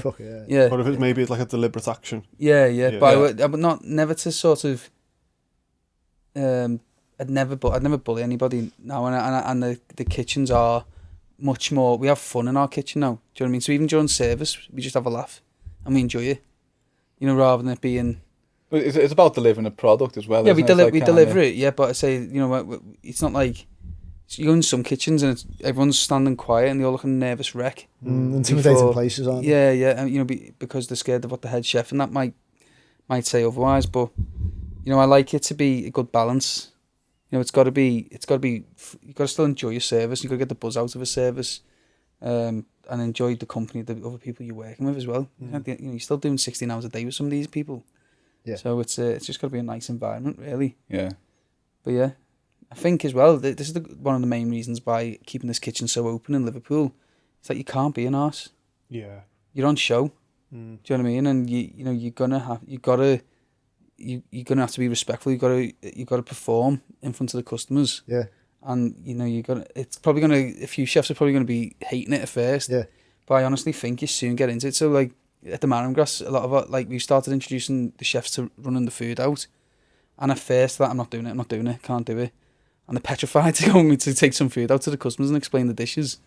But once they get into it, yeah, it's just they just change in character completely. Really? Yeah, because it's like some of the stuff. Oh, I've got a vegetarian. You got a guy on table 5. He can't have nuts in the kitchen. Be like, well, why the fuck you let him in the kitchen then? No, blah. You said, well, you go out and tell him. Yeah. And he's just like, oh, but of course we'll change that for you. Do you know what I mean? It's just like a lot of it's just like, yeah. I suppose it's nice for them as well bravado, if they're used to just working in a kitchen and they're almost a faceless part of the company. All of a sudden they're out there. They're seeing live reactions to what they've presented as well. Yeah. I think with Liverpool we wanted to be chef led from the kitchen in terms of the waiting on of the food can come out of the kitchen. Because I'd like the guys who are doing the front of house to be able to focus on the quality of the drinks we offer and to focus on the hospitality given to the customers. Now, if every 30 seconds you've got to go back to the kitchen to get some plates to bring back out, you're not watching the ground. You're not making picking that up for him who's dropped something or her, or pushing the chair back in and just doing subtle things which aren't it's not posh or anything like that. It's just really relaxed, but little touches. Little touches to make it slightly maybe theatrical in a way where it's a bit of a show. Well, I think as well if you ask a chef what's on the plate, and they spent all day cooking it, they're going to be able to give you the most honest answer and the most the highest level of passion as well. Yeah, absolutely. Yeah. And they should be able to. They'll deliver it with everything they've learned that day. And that's and then that should free up our waiters, mixologists, and sommeliers to be able to say this is a banging wine, bloody blah. Or this cocktail's from here, and give it that level of detail on that side as well. There's a place in Barcelona called Tickets. Yeah, I went on Monday. Like yeah. On Monday? Is it good? Yeah, I couldn't get in yeah. last time I went. Yeah, couldn't get bosh, in. Yeah. But that's quite theatrical, isn't it? The way they present everything, and they've got Tickets different is fun, stations. isn't it? It's just really fun. I went on a chef's thing, so it was more rather than the tables being out in the restaurant, it was more going up to each station. Okay. And the way they lay it out is a bit of a fun place, but yeah, it's a banging restaurant. The mirror on the toilet, and it's just class. Really? Yeah. Start to finish, but just taking it to another level. Yeah. Yeah, and I went to a conference on the Monday daytime, with Estrella Dam, the brewery, and they'd organised the trip and whatnot. And these guys, you had the chefs from Celtic and Rocker and El Bulli and the White Rabbit in Russia, they were all talking at this event. Yeah. And the majority of it is just like, none of them have got an end plan. You know, and this is what you learn. It's like, there's no end game, you know, it's not about where they're going to end up. It's about how to keep improving. They don't know how it's going to end. It's about the journey. They just keep Even keep these making top, it better. like El Bulli level Yeah, these people. El Bulli lot, they're just like, they're showing us around. I think they'd probably fall out the chair if you mentioned retirement or anything like that. It's just like, there's no end game to the food. So every day they look at it and go, right, we've just made this helium edible balloon blow up by looking at it. But what can we do better with it tomorrow? How is the customer going to have more fun with it? You know, and they're doing things like that, you know, where they're having different music and different themes for every customer coming in. But what they've done, I went to their new restaurant on Tuesday morning. Oh, what's it called now? But they section it. So you start your meal there, but then you end up over there by the time you come to the end of your meal. Okay. And there's different music, different... there was a professor from Oxford who was doing a talk about how if you plate up with on a dessert on like a very ruby pink round bubbly bowl, then it tastes sweeter. And if you play a certain type of music, so they were playing this music, and they were playing like music which made things taste more acidic and stuff like that. Wow. I kid you not, you're going, yep, and you're not even eating anything to go with it. You're just thinking, yep, you know, and they're just showing you how different plates and different sounds and different... So it's just mad that where they're at, you know, it's next level. And it almost makes you think, but hell, I'm shit. So you're just still learning on the job every single day, and then thinking. I suppose that a wonderful thing which I've enjoyed about running a business is what we were saying before about like you can learn on the job and you can make changes like that. It's not like you're working for a corporation where you present your change. Yeah. You know, and go, I think we should do this, this, and this, and then it's got to go through several layers of management. You can just go, well, let's fucking try it, and then if it's shit, we'll fuck it off. I think people race to kind of Get the finished article. get the finished article, but almost cordon themselves in as well. You know, they draw the lines in the sand so kind of rigorously that they won't move away from that. This is why I want to take the Marram Grass now to just solely taste the menu, because we It's something else we're arguing about. Yeah, we've not had this discussion. But What do you mean? Because some of the menu items are holding you back from the taste the menu, maybe fulfilling its. I'd love to be able to start adding a real story to the whole dining experience of the Marram Grass, which when people turn up and they might go, oh, I'll have the taster or I'll have a la carte and stuff like that. You can't offer that full experience of that memory as they come in to every single table. Whereas if you know exactly what everybody's having before they come, before they've even got out the car, you can have an effect on their meal that day. You know, and it's how you start bringing it in from that point. Or make it more and more like immersive. As soon as they make a booking, what happens? Yeah. You know, and it's starting to ask them questions, and I think it becomes more of an event than a meal. Yeah. You know, and I think the Marram Grass has the potential to go to that next level now. We've got the cookery school there now where we can offer the classes across the board. We can do some sort of collaborations with other chefs and get spark ideas. We getting the universities and that involved. Wow. And just like trying to develop it, you know. Yeah. And I think that's where it's got to go. It's a proper culinary camping. Yeah, I'm not in love with taster menus. Oh, you know? I think I do enjoy them. Yeah. When I go for them, I enjoy them. But I love just like the buzz and the atmosphere. Do you like when you can go in and kind of... I know what you mean. Because I was in the... It's making it easier, isn't it? If you're just doing a taster menu, it's just like, why don't we have that quality, that kind of buzz, that atmosphere, but without giving us the head start? Do you just read the people, speak to them? If you want them to do a certain thing, then just like actively, honestly encourage them to do that. Yeah. But then just like kind of, if they don't want that. I think it's like, for me, it's, you've got this level of like dining, which must just be, it's almost like what a restaurant should be. You know, you should be able to just go into a restaurant and just, you know, I'll have some oysters with a banging. Yeah, well, it's exactly that, isn't it? It's just like that. And, yeah. Which I think that's acceptable. And I think Liverpool will definitely be more like that as well. You know, it will be like you can go in and... But I love arguing things. You might have got that already. Yeah. But it's just like... But I think with taste menus, you stop becoming a restaurant. At that point, I think there are more restaurants now which are more of an event rather than a restaurant. Yeah, like an experience. Yeah, it's an experience rather than... and you are putting a show on. Then I think, and that's just where I can see where the Marram Grass can go next. Mainly just to test ourselves, really. So I think we can have a bigger challenge. Is your taster menu one of them where you don't know what it is, or you have the option, or can you pick? We do. You know, it's, I like the mysterious ones. Yeah, but so we do ours by it, don't we? Like that. Yeah. I like to know what I'm having. But we then also put it in like an envelope, and then you can open it if you want, or that type of thing. Yeah. But like, I just think like kind of why are kind of a la carte where you're choosing from the menu or taste the menus when you've got the set menu in front of you.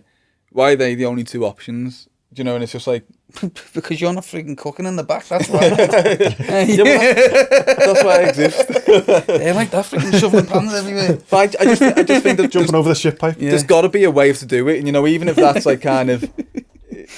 Sally's not had a new whip. But I just think why stop there? Do you know, like why kind of again limit ourselves to that? You know. But I just think you can open that idea out, can't you? You know, it's Good, like thanks, it doesn't have to be in that one restaurant or in that restaurant. That might be more of a, you know, another offering further down like the line. Showpiece. So how are you going to split your time between the Marram Grass and ... in the docks? I'm honestly hoping a level of talent comes knocking on the door, wanting to come and take the Barrie Bros business to the next level, because I don't see myself as a chef who knows everything. Yeah. And I think people can come and work for me, but it'd be nice now to get people who want to come and have an influence where I can learn off them as well. You know, and I think that's the only way. But I think it's that. Staff. I think it's that thing, you know, and I don't know if it's a dynamic that the two of us brings, but I honestly don't see us as restaurateurs in a sense. I love the idea that we're getting creative, interesting people together, and chefing and restaurants is just what we're good at the minute. Do you know, if someone else comes into the team and kind of spins something in another direction, then we can try and be good at that. And I just think it's like kind of there's going to be people out there who are trained, who are better than us. Yeah. But it'd be nice for them to come work for Well, us. there's a saying, isn't there? Like, you know, if you start a business, you should be the dumbest person in the room, isn't it? Yeah. Well, I'm definitely Surround that. yourself with really I can't cook. Well, I can cook, but not the cooking level in the restaurant surpassed my kind of abilities now. Has it entered your head that you could possibly become the first restaurant in Liverpool itself, the city, to get a star? It's definitely entered Ellis's head. No. See, this is the answer of all chefs, though. I don't believe any chef. You're trying to say to me that I'm not cooking here in this restaurant. No, but every time, like, you speak to a chef, and it's just like the Michelin ratings are coming out, you know, and they're all just like one, isn't it? start Googling a little bit more. You know what's horrible about it? That's a level. That's almost like a level of acceptance. You know, it's so like it shouldn't be. Should it? Why is that the only way? Yeah.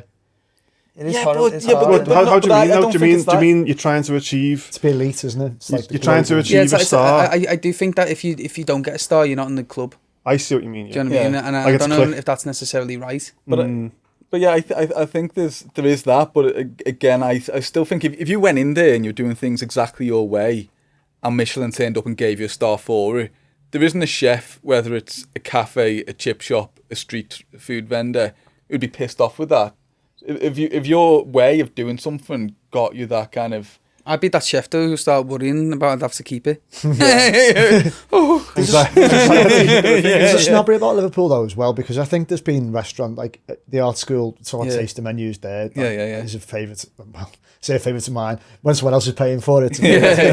But there's restaurants in Liverpool that probably should have had a good shout for having a star. In my opinion. But you see like in both Manchester, Liverpool and Manchester, it's just like kind of even like Paul in the art school, that like the AA ratings, he's got the Michelin. He should be kind of he's there, you know. He's got like, especially on the service. I mean, the service is unreal. Yeah. So you know, you don't know what they're looking at, and this is the thing. It's just like you don't know what they're looking at. But that's what I like about the art school. Paul's doing what he wants to do, and the same at Roski. Yeah. Anton's just doing what he wants to do, and the fact that, but I think that's the thing. You know, if Michelin came and gave them a star, neither of them would be disappointed. But I respect that neither of them are trying to put a Michelin, a Michelin service or food on. They're just doing what they're good at, you know.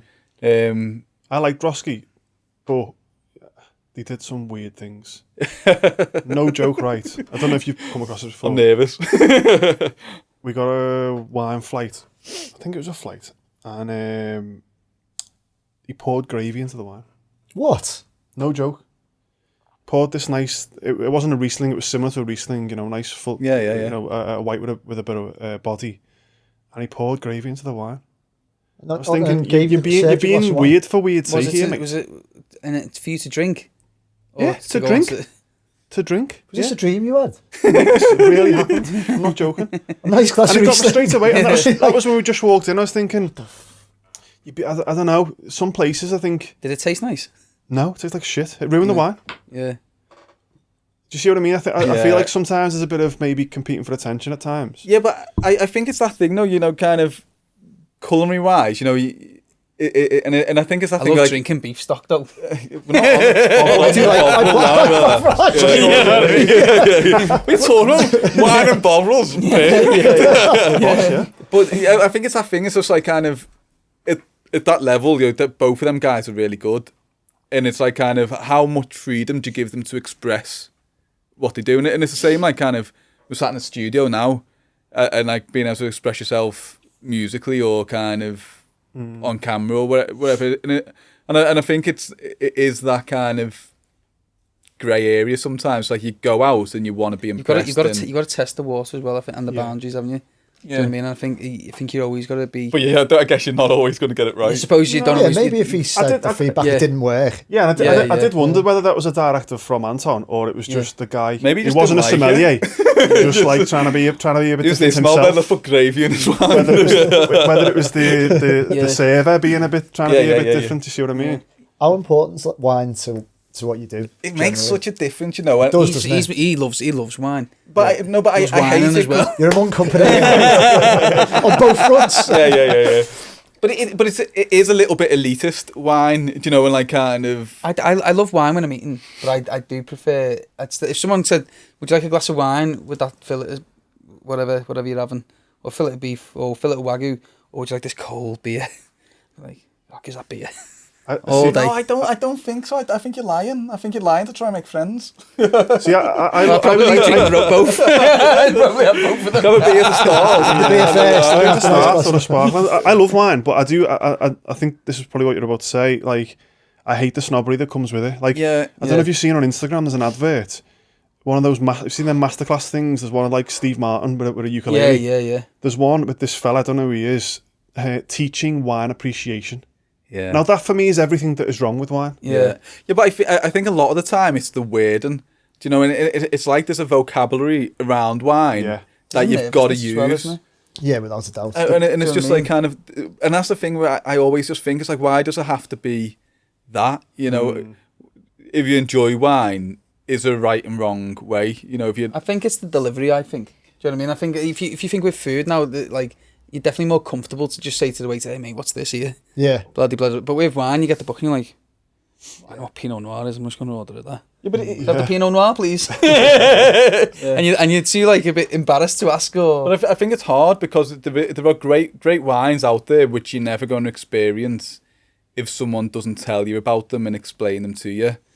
But then, what would be your perfect situation in a restaurant for wine? Would you not gravy? I just think a really approachable sommelier. Yeah. Who maybe is a bit more friendly. I went to a great restaurant which has a Michelin star actually in Amsterdam. Yeah. I can't remember what it's called now though. But it's super casual, right? Oh, was it the Vietnamese one you told me about? No. It's like they do these amazing ribs, and it's like it's just done really, really well, and it's like modernising it and almost making it a bit more street. Yeah. And it was wonderful because you went in and all the servers have got sort of like shirt on, but not like overly formal trainers. Yeah. The swearing. Yeah. Not like for swearing's sake, but the lad was like the real people. Yeah, just normal. And then he told us about the wine. It was just super. That was an excellent way to do it for me. Yeah. And it was like you mentioned before, Liverpool maybe 10 years ago, when you had only a couple of restaurants on Oak Street. I wouldn't have been keen to go in them, especially when 10 years ago when I was in my early 20s. I'd feel like I don't really fit in here because it's that snob. You've got to sit it a certain way. Yeah, you've got to look a certain way. You've got to know how to pronounce all these words. You can't just say something's nice. Yeah. You know, and it is that, isn't it? And I think that's where we at the Marram Grass we've loved that informality, because we're not. If we go to a fine dining restaurant, you know, for the first kind of 10 minutes when everyone's quiet and you're like whispering and just a bit like, it's so awkward, and then like we're not loud people, but Ellis, you can hear Ellis laughing from Wallasey, you know, it's just like kind of, we're not quiet people, we're not loud people like brass, but we're not like kind of shrinking violets. Yeah. And it's that kind of thing, you know. For me, it's always been like kind of, if you've got to go out and be someone else, you're not really enjoying yourself. You're enjoying pretending to be someone else, which can be the part of the romantic side of God, you read going some out fucking boring books, you know. Do you know what? Just because I don't... I think there's so much in kind of... Instagram's full of motivational quotes. I think it's so much about people and experience and relationships. That's where... And that's the challenge for me now coming into Liverpool. We want to focus what we're doing and kind of raise the bar again. But it's like kind of... It's having that... How do you make it comfortable? Yeah. And kind of polished at the same time. One of the guys who we were talking to originally, I won't say who it was, but it definitely weren't graffiti group. We love them. Just put it out there. One of the guys, they said to us, like, we want this fine dining restaurant. We want that Michelin thing. We want to do that, but we want it to be somewhere that your auntie's not going to be nervous about going. We want it to be able to come in and get a lasagna for a tenner. I was like, look, my auntie's going to a Michelin star restaurant. She doesn't want a fucking lasagna for a tenner. It's just like, it's not about making things cheap or dumbing it down. Like. Yeah, it's just like, exactly. I don't want to dumb down what we're doing. I want people to be able to come in and say, do you know what, we're going to... You want them to be a comfortable experience. Yeah, we want to completely get this experience of what's going on. But I want to be able to be myself whilst the experience is happening around us, you know. And it really in the people that you talked a lot about talent before, Alice. Yeah, massively. It's going to be in the people. Find the right people and the people who are going to carry your vision out onto the floor, even when you're not there, because you might be in Anglesey or whatever. Yeah, and I think that's it. You know, and I think that's like the kind of next. Probably phase too busy for me. Fuck this. Let's get me right hip done. One of my mates in schools works in a restaurant in London, and he's a sommelier there. And he sent me this clip off TripAdvisor where he's just like loves his wine, obviously, and he's passionate about it. And he'll go over. It's I think it's in Soho. It's an Italian place called Bocca, and people come in. Like they get like a lot of people, film stars and all that sort of clientele. But he's from Bootle, and he'll just come and sit on the table and shove up and what you fancy, what are you drinking, and just sell them wine that, almost like they're having a conversation. And so he won't have the aloof, and it's not fine dining anyway. Yeah. But then someone put on the review, the sommelier, the wine guy, although from Liverpool, was great and sold us a lovely wine. You cheeky bastard. It's that, isn't it? Yeah. In this day and age. It is mad, you know. I went to a wedding recently, and one of her mum's mates went, so where are they moving to? He said, so where's the from? Never met him before. I was like, oh shit, I just said who it was. David Connecticut. So she said, so where's the groom from? Too late now, Alex. Martin. Where's Nathaniel from? My name's Ron, I'm from Bootle. No, so anyway, she goes, from Liverpool. And she went, Liverpool? He's from Liverpool. Oh, well, I'd never put them two together. Yeah, she hadn't met him yet. Still to this day. Flowing amazing. That's funny though. Yeah. It is it's bonkers, you know. Just the thoughts of what people have, you know. It's just like. But yeah, I think it comes into it all, doesn't it? You know, it is like kind of.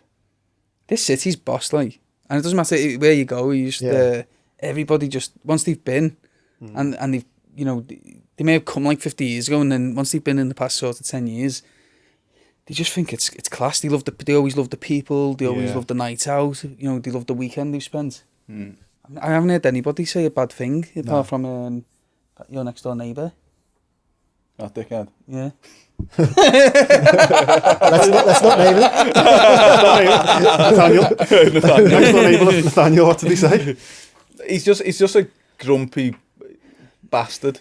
Yeah. Is the kind of So not to put too fine a point on it. yeah. Where we are on Anglesey, like we like change, you know, and not everyone does. We had a kind of 4-year kind of battle to kind of get planning permission for a car park over the road from the restaurant, and kind of the classroom that we've just built, little butchery unit and the venue space, which is still in the pipeline. And it took like 4 years to get this through planning. And this guy, he was just a pain in the arse. He'd come over. He was dead friendly at first, seeing what we were up to, and then he started complaining to the council about what we were doing. And then like one day I was chatting to him, and like I was talking to him about the plans. You're gonna ruin the area. You're gonna ruin this. You're gonna ruin that. You're gonna build all this stuff on the field. I was like, we're not building anything on the field. We're building everything by the restaurant, like over the road. And he just looked at me a bit dumbstruck. I was like, the only plan for the field is to plant trees and create a garden, have pigs, and we've got a football pitch on there as well. And he just was, and I was just like, have you not seen the plans? Is this, you telling me that you've been complaining for 2 years and you haven't actually seen the plans? He's like, oh, well, I have seen the plans. I've seen. I was like, well, you've just said we're building on the field. Well, I've not seen the plans as such. I was like, you fucking cock. Like, It is. who's this guy? Yeah. He's from Yorkshire and he's retired over that way. No, Lancashire, isn't he? Yeah. He liked that as well.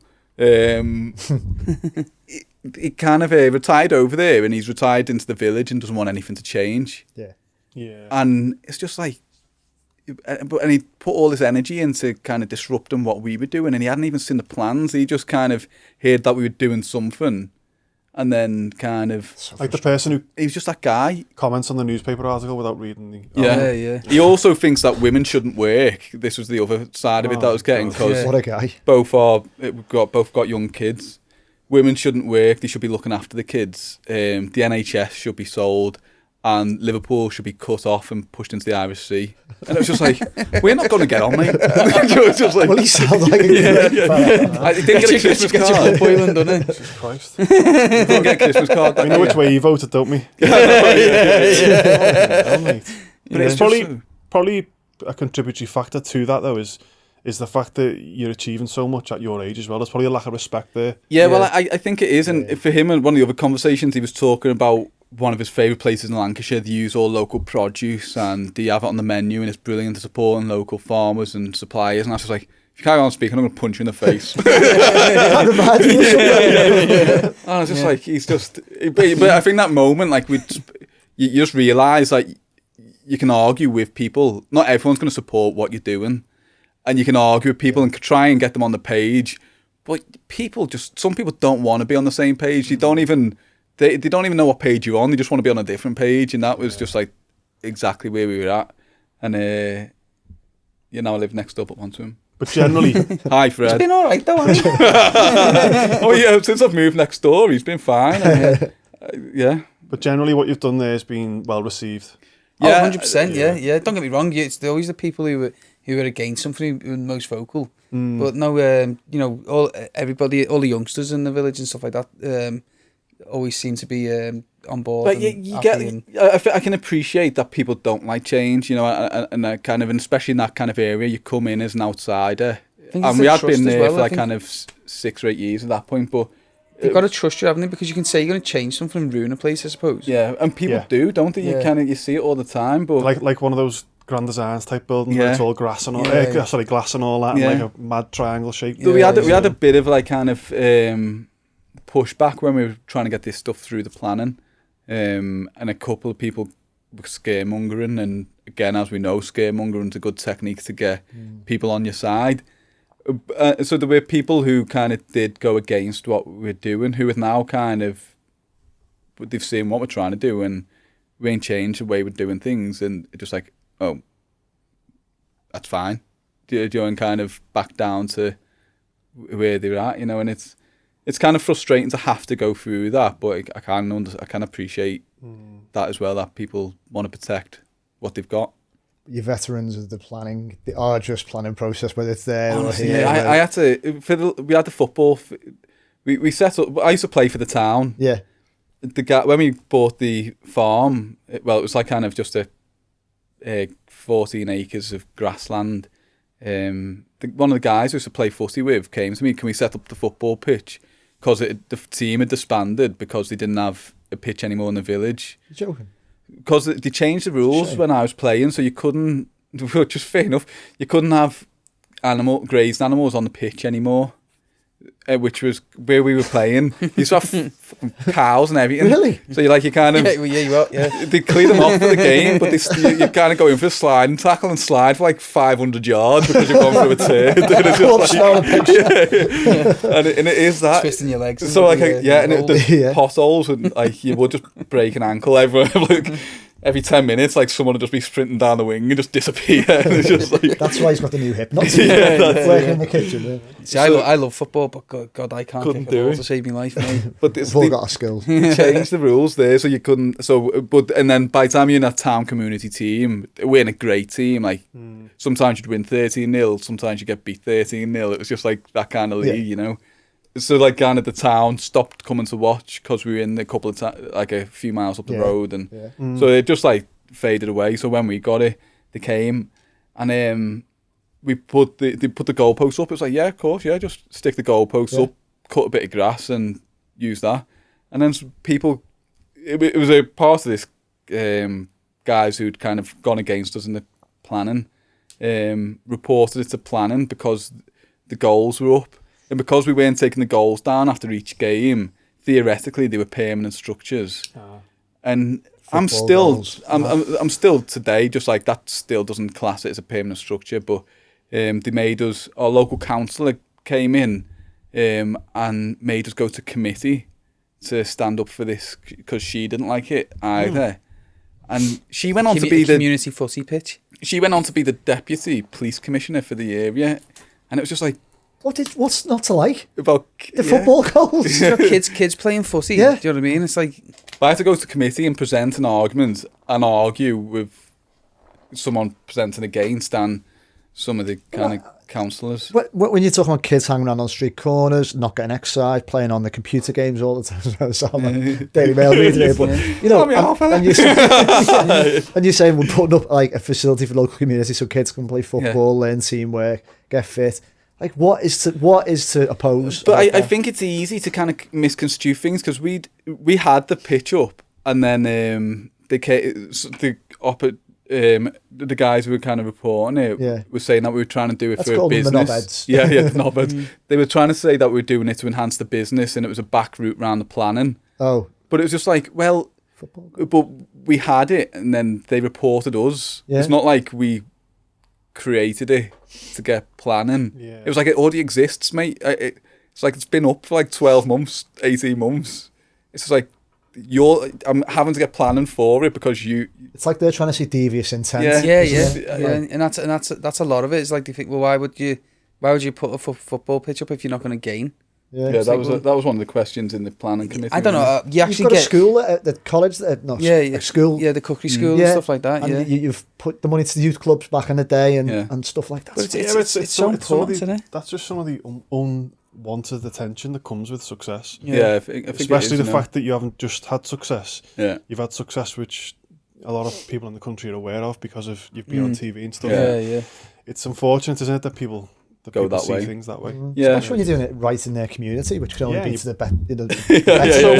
There's not many. I think so, wouldn't you? Yeah. There's not many who are kind of against it. I'm sure it's a very small minority. But I think it can be painful to kind of hear anyone sometimes. You know, when you're trying to do something, you put so much energy into do something that you really believe in, and then someone says that's shit, or you're doing this for. I don't like this. It's just the thing is, you make a lot more money by renting your field off to a load of like farmers to put the cows on it, and that. You know, it's like, why would you not just do that? It's easier. And now, like some of those relationships, it's wonderful because it's coming full circle. There's some of those relationships that you've formed with the local producers you know, I'm guessing you're going to be bringing a lot of their stuff up to Liverpool. Liverpool. Yeah, It's massively, that, you know, It's just brilliant, isn't it? But that network as well, you know, even in them times where you're struggling, you know, you're down or you kind of, it's quiet or you've got them planning problems, them networks, they're just so supportive, you know, and that's probably helped us kind of keep going sometimes, just the amount of support that we have had. We're going to try and do a Welsh day down on the dock in terms of getting a lot of Welsh producers down there. Yeah. You know, like doing like a Welsh market Great and idea. stuff. Amazing. I think we hear a lot about in Liverpool about our Irish heritage as a city, and like the Irish centre's still going, but then Welsh is just as Welsh big is so part strong of in the it, isn't city. it? Yeah. We don't, Like, it's not celebrated, everybody in really. the city puts the phone down by going to that. Goodbye in Welsh. Yeah. Yeah. That's where it came from. Yeah, you're thinking about this podcast. Learning so much here, mate. Huh? Do you know what I mean? It's goodbye in Welsh. It's not a... That's all it is. No one has a clue about that. Yeah. Well, speaking of goodbyes, we best let We you are get back to getting there Anglesey. now. We do have to get back up to Couple of Anglesey hours, at some yeah. point. Oh, you're Thank going you. back to Anglesey tonight? Yeah.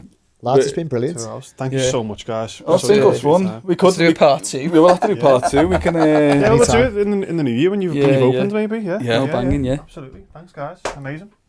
Ideal. Beautiful. Right. Brilliant. Thank you. Basta. Like,